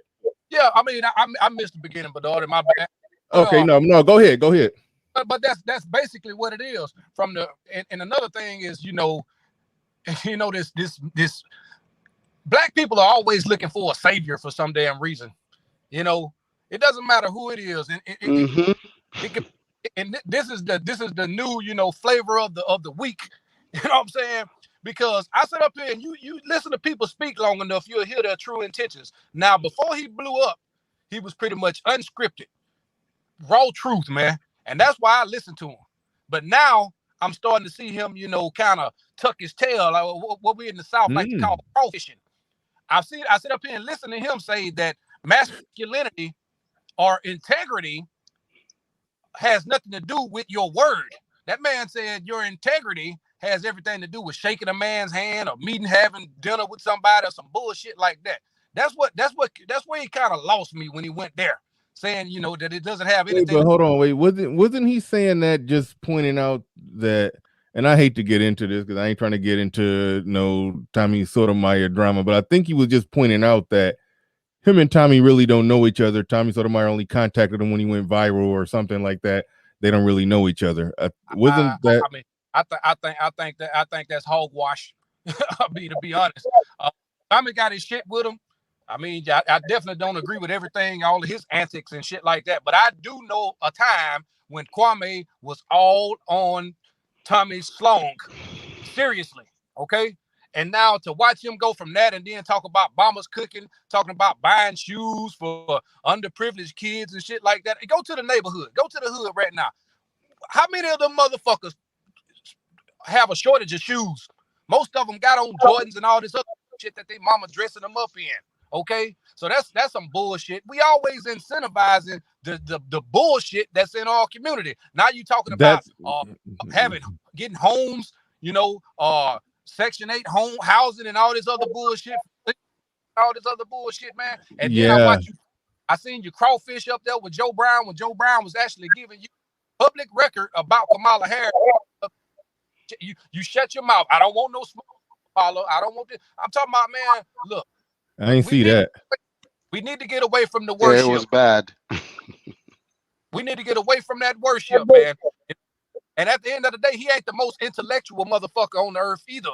He really be talking in circles. I jump on your ass like a trampoline. And I don't hate the guy, trust me. But when you talking about masculinity and he talking about being men and being a man and all that bullshit, I see a lot of holes in your talking points, G. And you got to call it to task.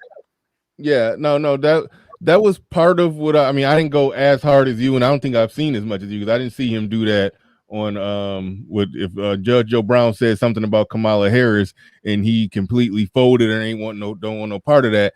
That does confirm my suspicions that he's probably very liberal with some pro-blackness in him, but then he was shouting out Larry Elder and Thomas Sowell and all of that. But and then like what you said about the housing and the shoes for the kids and all of that stuff. And there's an aspect of it, and you take all that and warp it around with the Mama's Cooking and referring to grown ass black men as mama's sons and all of that. I did say the manosphere do got to keep it real and say that some of that is worth side eyeing, but overall, there's some good there in what he's doing. I pointed out all the good. I pointed out all the negative. I'm not about. I'm not going to crap on what the guy's doing. There's a lot of there's a lot of power in what he's able to do. How he's able to fight against the machine, so to speak. But if you're saying that his whole tone and everything changed and like he watering it down now, compared to what he used to do before he started blowing up, that's something that I don't know. So there's some aspects of this that I may not exactly know, because like he's been in the mix for a long time. He just now really blew up. But so there's questions to be asked. But overall, I do say the good is outweighing the bad, but there is some things worth side eyeing. But that goes back to part of my point. I said there's no perfect advocate. There's going to be some flaws in all of them. But you are right. The black people that's he's like, if somebody's elevating him to Messiah status, I mean, come on, like that gets goofy. That gets goofy to me. May I ask a question here, because what I'm gathering, Grown Man's Business is saying something that I've heard in the cross chatter as well. So the argument goes that Kwame Brown did not want to join in with or agree with Judge Joe Brown's take on Vice President Kamala Harris. Okay. And I heard people invoke the Snoop Dogg, Gail, I can't remember her last name right now. Dust Up, wherein which Susan Rice jumped in. Okay. Bringing the force of the federal government behind her. And Snoop Dogg capitulated. A lot of guys were upset about that. Okay. So my question is this. Let's say that Kwame does go full bore. And he does run into Kamala's Secret Service and the machinations of the FBI. Who's going to be willing to put up the millions of dollars it would take to fight off that legal fight? GMB not there. Fatal Dose, you heard it. Was there anything that was said that would put him in a position where he would have to fight off a legal fight against Kamala Harris? Nah, it wasn't anything threatening or illegal. It was just Joe Brown saying that he just went down her roster and what she did to get where she was. And he's like, I'm not going to touch it. He just jumped out. So if it was anything illegal, I'd understand that, like anything that would get him a visit from the Secret Service or the FBI, I'd agree with him because I wouldn't touch that either. But that wasn't even that. This is things Joe Brown have said on other shows over the years that I've seen him on about her. So. But you do agree that there's a possibility that Kwame could quickly find himself in a fight with the most powerful government on planet Earth, and who's going to pay for it?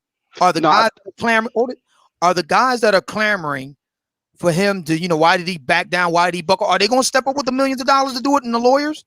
Well, Joe Brown isn't facing a battle against the most powerful government on earth. But we're not talking about Joe Brown. We're talking about Kwame.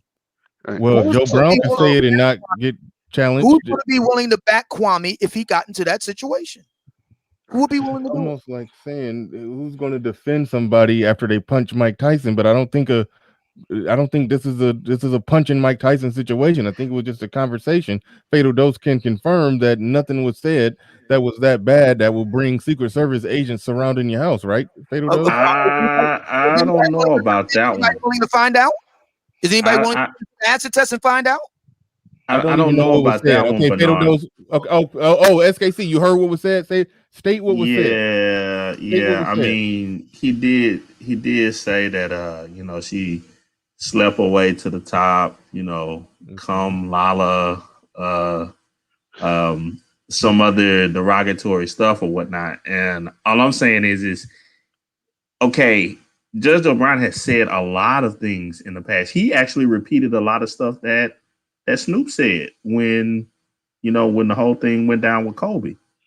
But Snoop has more more eyes on him. And at this point, Kwame has more eyes on him. You're talking about younger men too.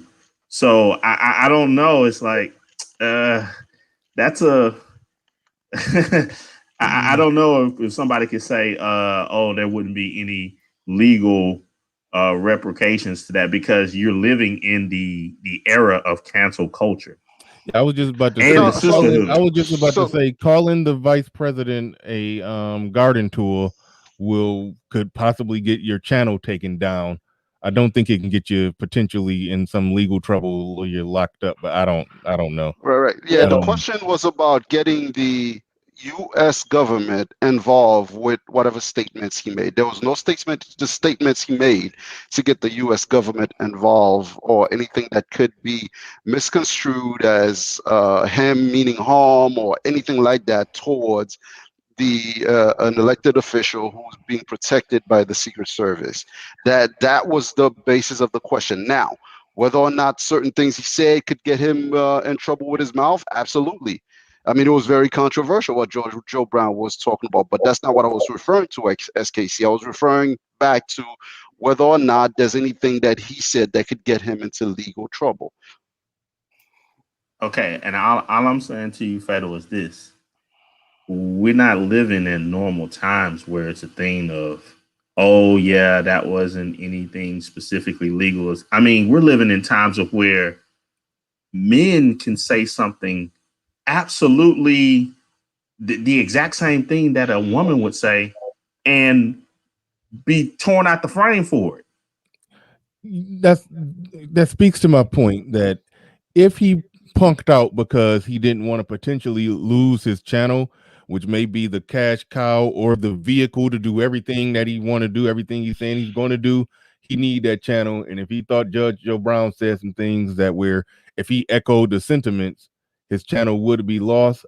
I can't knock him for that, but I think what a lot of people are saying is that he was just like, oh no, that's a black woman. Can't say nothing about Big Mala. If he was just on that, then yeah, I understand the criticism. But if he's thinking, wait a minute, this is the vice president. I'm not trying to lose my YouTube channel, my thing that's giving me the opportunity to not be a bust. Yeah, I can understand him wanting to protect that. So it depends on his reasons why. It depends on his reasons why. Can I say something on that?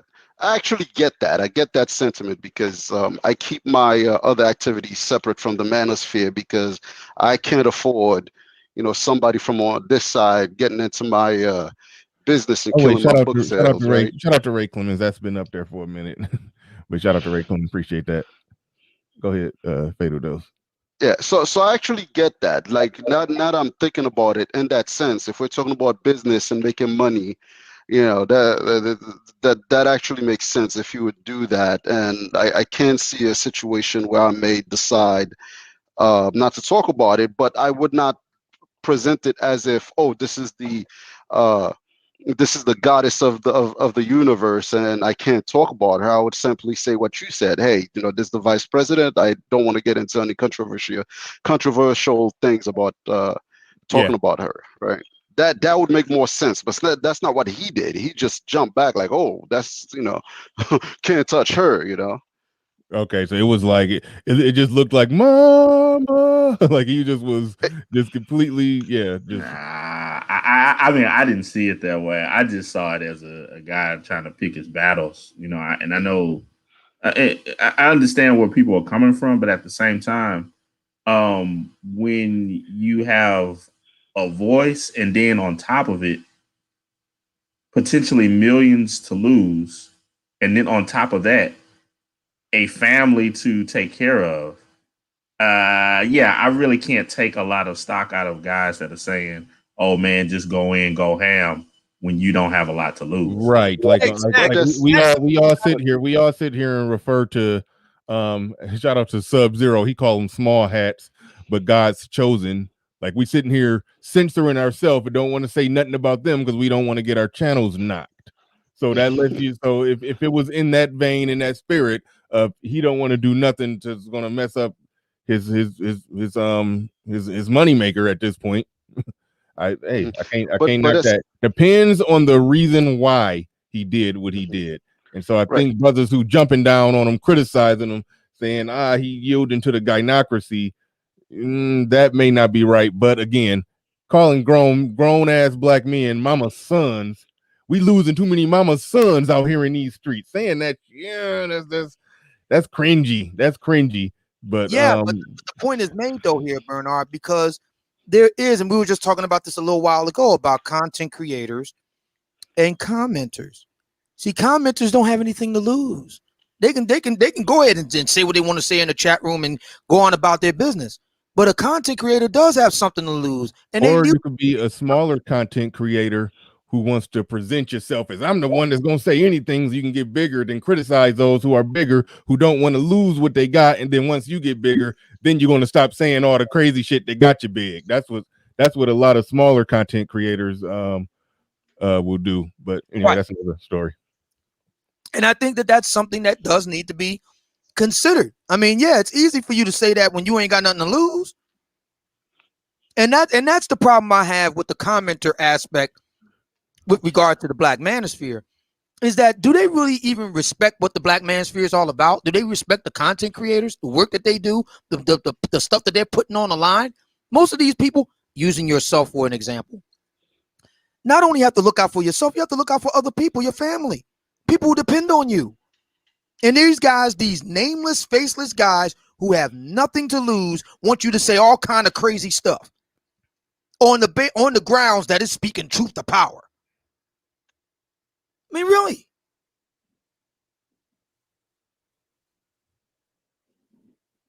Fatal Dose said something that was powerful. He said in his business life, he makes sure he keeps a wall separation between the Black Manosphere and business. Because he can't take a chance on someone in his business community seeing one of these yahoos saying some crazy stuff. That's powerful. That's the reason why I asked the question of those who talk a lot about business. We need to be doing business. And usually crypto is the first thing they mention. I asked the question.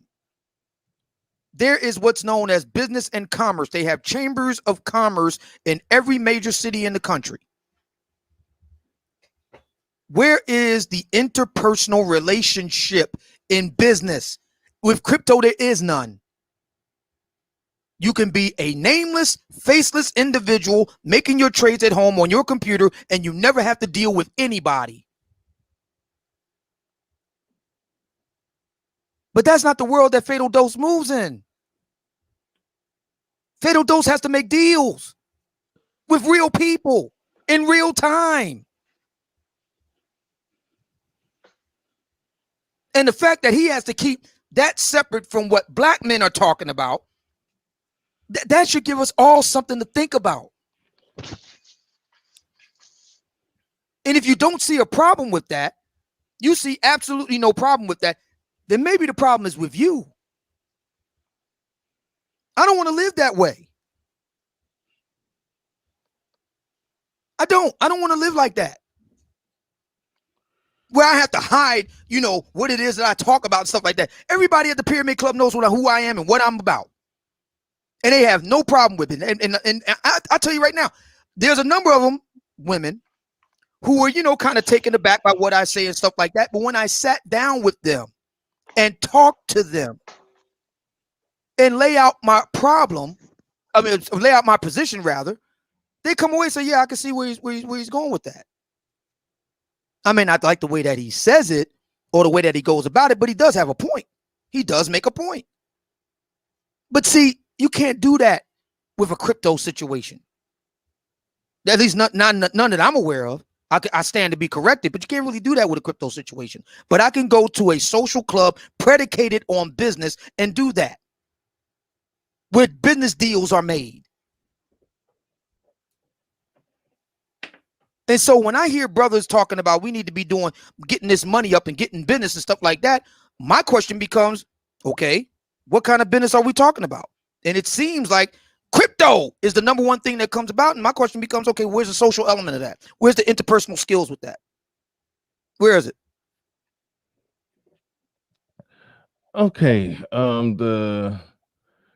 The nameless, faceless, Thunderfoot 69 type idiots in the chat, I don't necessarily associate them with the Manosphere content creators who talk a lot about crypto. Whether we're talking about crypto or investing money, investing is a good thing, even if it's something that you can do privately and silently in the comfort of your own home without interacting business wise with other individuals. It's still genuinely a good thing, but it doesn't address one issue that you're saying that black men that black men or black people in general have. It doesn't address that issue, but it does. Investing money is good. So so rather we're talking about the stock market or we're talking about cryptocurrency. Either way, it's a good thing. It's a good thing that brothers are investing money instead of wasting it on nonsense. Cichlid in the building says, "Can Mama Son tell me what I get for $10? I ain't no Mama Son, but I will let you know what you can get for $10." What do we get for $10? Everything you want. Everything, everything. You. And shout out to Snuggles. Hi, I'm Snuggles. Shout out to Snuggles. And here she is being weird again. She says, "I respect you, Bernard, hence why I make sure I have to give you something every time I see fit." Okay. All right, Snuggles. Thank you. Thank you for the super chat. Appreciate it. Snuggles is all right. All right. Hey, can I respond real quick to the whole Hey, crypto can I? thing? Yeah, shout out to World Free. He says that's what I was trying to get at. Crypto is an investment, not a business. It's an investment, and investing is good. And yeah, and I But wouldn't. that raises the question. So when black men in the black manosphere are talking about business, exactly what are they talking about then? What do you mean when people are Yeah. talking about? I don't know. I don't know what you mean. When black men in the black manosphere, you have had several of them as guests of yours, Bernard, say that black men focus too much on women. We need to be getting this money, getting this paper. Okay, what does that mean? And In getting the money. case of Oheen Imora, he's literally talking about investing money. He does talk a great deal about becoming self-employed and not working for somebody else. He does talk about that on his channel, but mostly what he's talking about is investing your money. Okay. Yeah, I don't see the issue with investing into stocks or crypto or anything else. Is like it's. Yeah, I don't see the. Here's what I see the issue with. Okay. Here's the business and commerce. Do you know what commerce means? It's not a business. Crypto. It's not a business. It's an investment. Okay. So where is the business and commerce then? It's not a business. Yeah, exactly. It's So an we're saying investment. that there is no business and commerce. No, it's not a business and commerce because it's not a business. It's an investment. But the thing that they're investing in is a business. I got it. So there is no business and commerce as it has been traditionally and commonly understood. I'm just trying to get clarity. Who understood it as business and commerce? I think everybody understood it as investing. Okay. What I'm saying is that there's no social elements here. I'm connecting a theme. But why does it have to be a Yeah, social no, okay. element to stocks? Hold on, number 16. The black men need to be more social and get along better. Yes. Using crypto as the springboard to I don't know what black men investing their money in crypto or the stock market or whatever has to do with black men need to be more social and learn how to get along better so they can do better business together. I didn't say they need to be. I'm making a point. The fact that there is no such thing says something. I don't get it. Exactly. I actually get it. Let me say this too. Here's the one thing that troubles me with our people here. I can have black men in the boardroom that will cooperate with another black man as long as there's a white man in charge. Take them out of that boardroom. We cannot get black men to cooperate with other black men or even look at them as leaders. Then that's really troubling to me. So excuse me. So in a sense, I get where Obsidian is going with this, where we're not I get where he's able to going too. I socially. just don't. It has nothing to do with crypto. The point that you just made had nothing to do with crypto. That's the stumbling block that people are getting confused on. Now you make a good point that does highlight what he's getting at. That black men, just like he's always points out, black men and black women don't get along. Yeah, black men don't get along with each other either, and we for damn sure know black women don't get along with each other. Black people have a hard time getting along. However, putting that right, putting a circle around that, and then coming over here, investing your money is a great thing. But now that we established that investing your money is a great thing, let's come back over to this circle and deal with black men and other black men not getting along, or black people in general not getting along, and how that affects business and commerce. Can I suggest this? I think where we're getting at here is that black men are some black men, not all black men, are substituting the business and commerce portion of building with investing, right? And on top of that, they are still antisocial, because this form of investment doesn't allow you to go and speak to an investment banker, doesn't allow you to go and speak to let's say go to a shareholders meeting and meet and greet people. It's something you're doing behind your computer, watching YouTube videos, watching other guys say, hey, buy this, and you're going out and buy it. There you go, Fatal Dose. And that's the reason why you don't want people to watch what's going on in the black manosphere, because you don't want people to see people that are antisocial. None of these guys can get up before a group and make a pitch. Why are you making that assumption? Actually schmooze with people to make deals? You want to depend on these guys in the chat room to do that? So now everybody's antisocial who invests. I don't think everybody's. What I'm saying is, what I'm getting at is that there is an undertone here that has to be addressed. As Fatal Dose rightly said, if you ain't got a non-white person at the helm, ain't gonna be no brothers getting together to do nothing on the investment level, because it's gonna come apart. I'll give you a case in point that undergirds that steel man's Fatal Dose.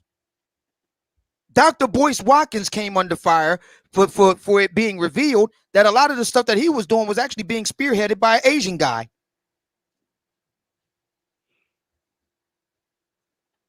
Which I found very interesting. So I'm not following. So point being is, once again, if it was just Boyce Watkins doing it, you would still have this kind of, herding cats effect. Again, I mean, I'm not sure I get it. So it's like what you're saying is whatever Boyce Watkins is saying, doing, or advocating, that everybody should be on board with it because he's a black man and we should be on board with everything another black man does, regardless of his message or his thought process or his strategies. Is that what you're saying? That because what I'm saying is that apparently that was the exact opposite to actual facts. Okay. I believe, and I think I understand your point now, Obsidian, and I think I understand. Well, Fatal Dose explained it well, to where I think I get where you're going. It came off initially like investing money was being criticized, but what I'm gathering from it now is that this is where I'm at with it. Assuming that is true, and there's definitely a there. I don't know what percentage in the chat room. I mean, I don't like to just say, look at these guys, they can't do this. I don't know them, but some of them you can just look at. We get it. We're looking at some of them, but I'm not going there. But however, if it is the case that somebody is lacking interpersonal skills, they can't get up and do a pitch. They lack the skills to be able to work together, the social skills. They're antisocial or not social, or they're whatever their problem is. Yeah, that individual, he probably should invest money silently in the back, because if he lacks those skills. Now he should be trying to develop those skills, but I'm not going to knock. I'm sure there's people of all races who don't have the ability of, let's say, Ike, who always, has to host meetings with his employees. He sells for a living. That's what he does. So he's constantly having to sell. If somebody who lacks those skills, it would be wise of them to invest their money in businesses with people who do have the skills. But more black men need to develop those skills. If that's where you're going and that's what we're getting at, I definitely get what you're saying. But here's the thing with that: why are we so afraid to offend the least capable of us? Why are we so afraid to? Why are we held hostage by simply? Well, hang on. Because you're not making a distinction. Like every time that this is said, is that hey, black men can't do this, black men do that. You say 5, 10, 15, 20%. Wait, stop. Everybody stop. I'm not afraid to offend anybody. I criticize black people pretty damn hard, but when you say these guys in the chat room, I'm like, exactly. You don't know these guys, so that's a weird thing. I do think the fact that Fatal Dose has to keep that completely separate from his business world, he's making that same calculation too. He doesn't want people in his business world looking at the chat room with this stuff going crazy and make a judgment about him that scuttles potential business deals. I mean, I get it. Hold on, wait, stop. I get it, and this I hate that we're here now, but this is treading on something that we talked about off the air. There are people that lurk around the black manosphere who just basically come in and they type a bunch of stupid shit, and whether or not that ultimately affects the growth of the space, because somebody with their head on straight may come swing by. They may like the content creator. They look at the chat room, they see a bunch of bullshit, and then they may keep it moving, or they may not want to participate or engage in the conversation looking at the audience. So I got this, Obsidian, because like I said, these are off the air discussions that I'm about to say what I'm going to say, and I'm going to pivot forward. We're going to transition to something else. Yes, it is true that it is nameless, faceless, stupid people who lurk around the chat. I do think the manosphere audience, most of them, especially the people that hop on panels, the people that donate, the people that super chat, the people that ask engaging questions, I do think they are cut above the average when it comes to the general population of black people. I do believe that about the black manosphere. However, so when it comes to just nameless, faceless, idiot trolls, I'm not going to just look at that and then just shit on my audience, the people that ultimately pay me. So nameless, faceless idiots should be just judiciously removed if they're just being too much of an idiot to where they're being problematic to the overall growth of a channel or overall growth of a space. I'll say that, and then we're going to move it forward. But a larger point about Black America based off nameless, faceless trolls, that can get to the point to where I don't know if that point doesn't hit on all cylinders. So that's where I'm at with that. Shout out to Red Sings the Blues in the building. He says, I would debate Obsidian on that. I would challenge that on that one-on-one. I forgot. He's on. I forgot that SKC recommended Prophet of Thought with that. I dropped a link in the chat when he said that. I don't know if you want to come up and do something like that. Now I don't even remember what he's challenging you on right now. But thanks for the super chat.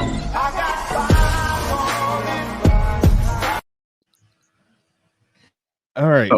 Yeah, I told him I would set it up with him. Good. Set that up. I don't even know exactly what it's about. I meant to end this thing at 3 hours, so we're about to wrap this thing up pretty soon. But through all the lies that have been told today, before we leave here, we're gonna hear the truth. We are going to hear the truth. Go ahead, RBR. Take us home. Oh God. All right. Well, thanks for having me. Can you hear me? Unfortunately. Can you hear me? Me? Unfortunately, we can hear you. I'm mute by now. Well, okay. Well, I think it's terribly weak that you guys won't accept opinions from people who aren't conservative, who aren't rooting for Putin and stumping for Trump. I mean, first of all, the Black Manosphere, O'Shea said it's going to be about 11 channels servicing about 60, 70,000 Black people. When the business model of YouTube is 5 million Black channels servicing 220 million Black people, bringing in $11.4 billion a year in advertising. Now, the advertisers are really the bosses. They're more of a boss of Google and YouTube than the conservative Republican Party is. The only other opposition to Google's domination of the world, along with Russia and Putin, is the U.S. government. The U.S. government can shut Google down tomorrow. And so what I find is very weak is the fact that you guys will not accept the true and honest purpose of a Black YouTube. You're pushing this manosphere stuff, hoping that you can individually leapfrog over the 99% of white people who don't have access to the 1% of white people's wealth. And that's crazy. They're not going to let Black women replace white women. They're not going to let Black Coonosphere nuts replace white men. You're not going to do it. You're wasting your time. There's more money in the 99% that aren't in the top 1% than there is in the top 1%. Could you please speak to that and not just embarrass and try to insult and humiliate me? Somebody speak to that, please. All right, RBR. I was wrapping up the show. You said some crazy stuff, but you said some things that were not exactly crazy. You had your medicine today. Good for you. Good for you. No, I'm just playing. But all right, folks. We about to get up out of here. I meant to shut it down at 3-hour mark. The conversation got a little tense, a little intense, a little interesting. So we went on and explored that further. So I'd like to thank everybody who contributed today, everybody who Super Chat, Cash App, did anything to participate. Oh, I almost forgot. The individual who always sends me a Cash App, and his Cash App name or her Cash App name is a website, ikeyfob.com. That's like the best advertisement. That is, yeah, ikeyfob. That's the name of the Cash App, and it says ikeyfob.com up there. He's getting advertisement, $20 Cash App, ikeyfob.com.